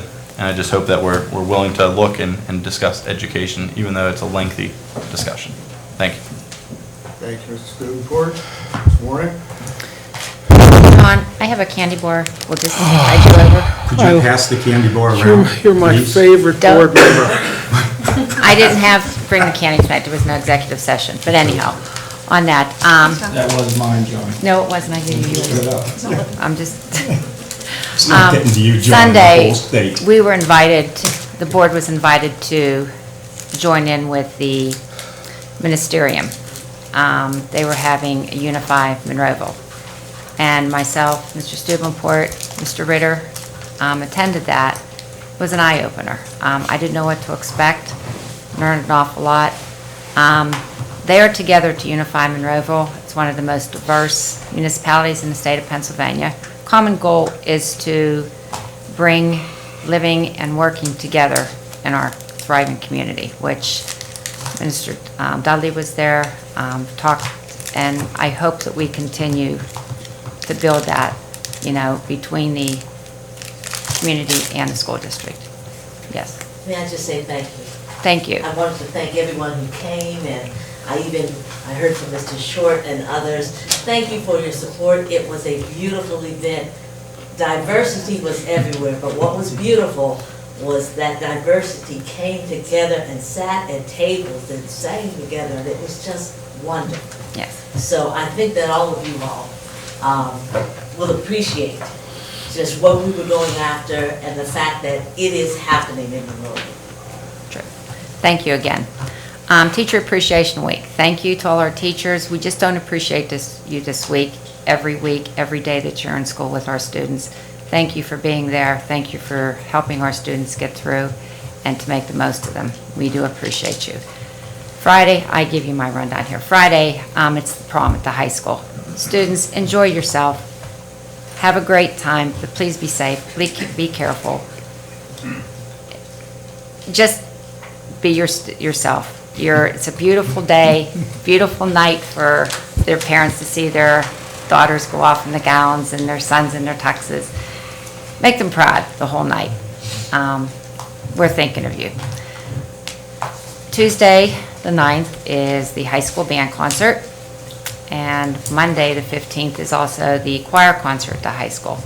I'm hoping maybe possibly that we can look at our calendar with the board meetings, that they don't conflict. We have a lot of conflicts that we are not able to make to these events that these students prepare for, that maybe we can look into that maybe next year, because there's a lot that we can't attend. May 16th, don't forget, is Election Day. Very important day. Get out there and vote. If not, you still have time to get your absentee ballots. No school. No school. I was getting to that. In-service day for teachers. Yes, in school. No, May 16th. Kennywood Day is May 20th, coming up. Friday, I believe, is ticket sales in the schools. Parents, make sure we send our money in there. May 4th at the middle school, they are having their spring concert. And Friday, the 19th, is their 8th grade dinner dance. That's the step going into the prom. So parents can prepare for that. Project ACES is coming up. Hopefully, we can get some of the school board members there. It's at 2 o'clock, I know. It's where all students, all children exercise simultaneously. ACE is what it stands for. It's a great event. It's May 25th. UP is having on May 12th a mother and son picnic. It's a Friday. They're having it in the playground. Hats off to Ms. Hoffner, to the PTO for putting together these events. They are trying to bring the families together, doing things together as a family. And this is just one of the small things that they are doing. The boys are invited to bring a special lady in their life to this. So I look forward to it. I mean, I was there for the dance. Well, I shouldn't say I was there, but I saw pictures from the sweetheart dance that they had with the fathers and the daughters, and just such a neat thing to watch them such a young age. They were so proud of their daughters. Their daughters were so proud of their male, pardon me? Andres. Okay, but they were just so excited, you know, to do this, so it's really a good thing. In between the raindrops, we have had our baseball games, both at the high school and the junior high, lacrosse, the track, boys and girls, tennis, and softball. And volleyball, they haven't yet had to cancel, but everybody's been doing their thing. Tonight, Gateway's baseball beat Albert Gallatin, I think, 6-0, and Chris Dick had a no-hitter. Laura Hollins, okay, well, Chris had a no-hitter, so congratulations. They are making everything up with that. May 7th at 10 o'clock, they did a filming here of teen dating violence, and it will be aired on Investigation Discovery Channel. It's regarding the Demi Kusha that we had here at Gateway. It's a cable channel that I believe if you have Dish, satellite, Infinity, that you'll be able to pick up. But I'm hoping students, everyone can watch that. When is that, Bill? May 7th. May 7th, 10 o'clock. Yeah, Sunday at 10. And with that, I just have one other thing, two other things. Mr. Colarusso was here the other evening asking us to support the hockey team. I gave the board members just a list of expenses that they have occurred. Mr. Avesti and I have talked about it. We haven't really come up with a figure.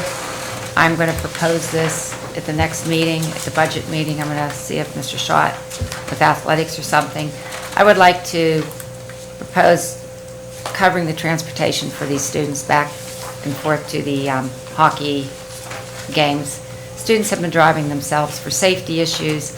I think this is a good thing that we are at least making sure the kids are getting there safe.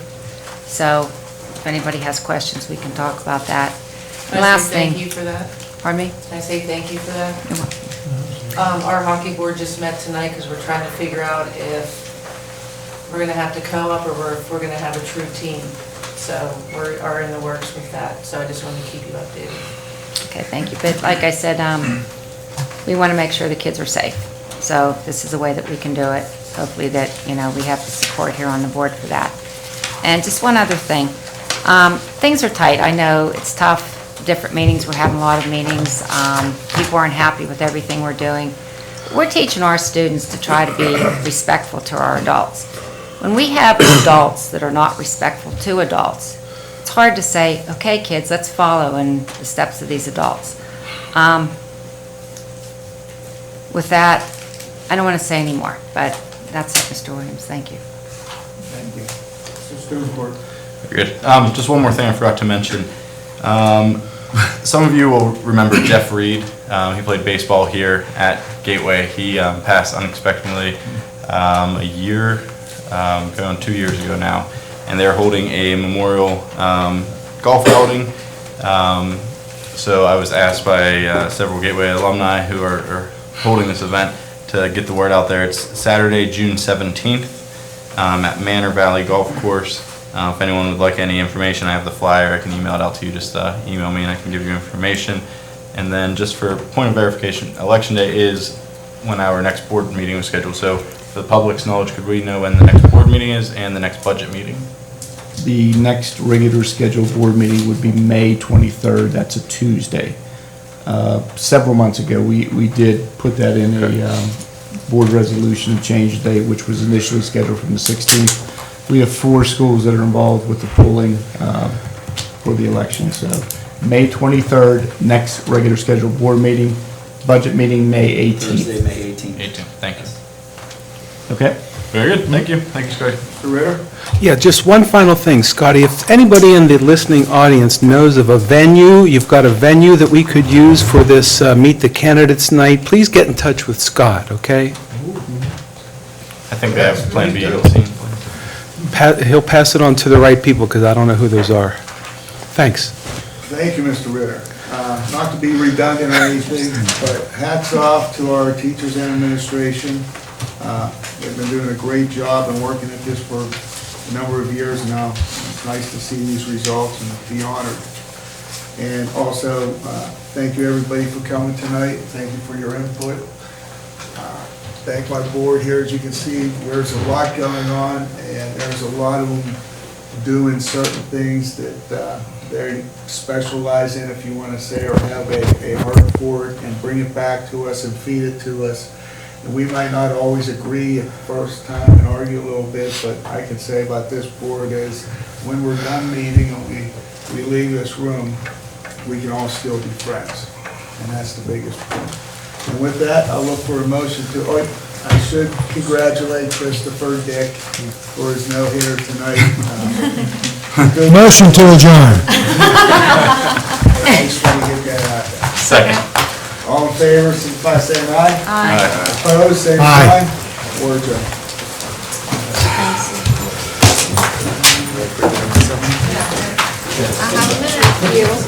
I just want to make sure this was the class that I was talking about.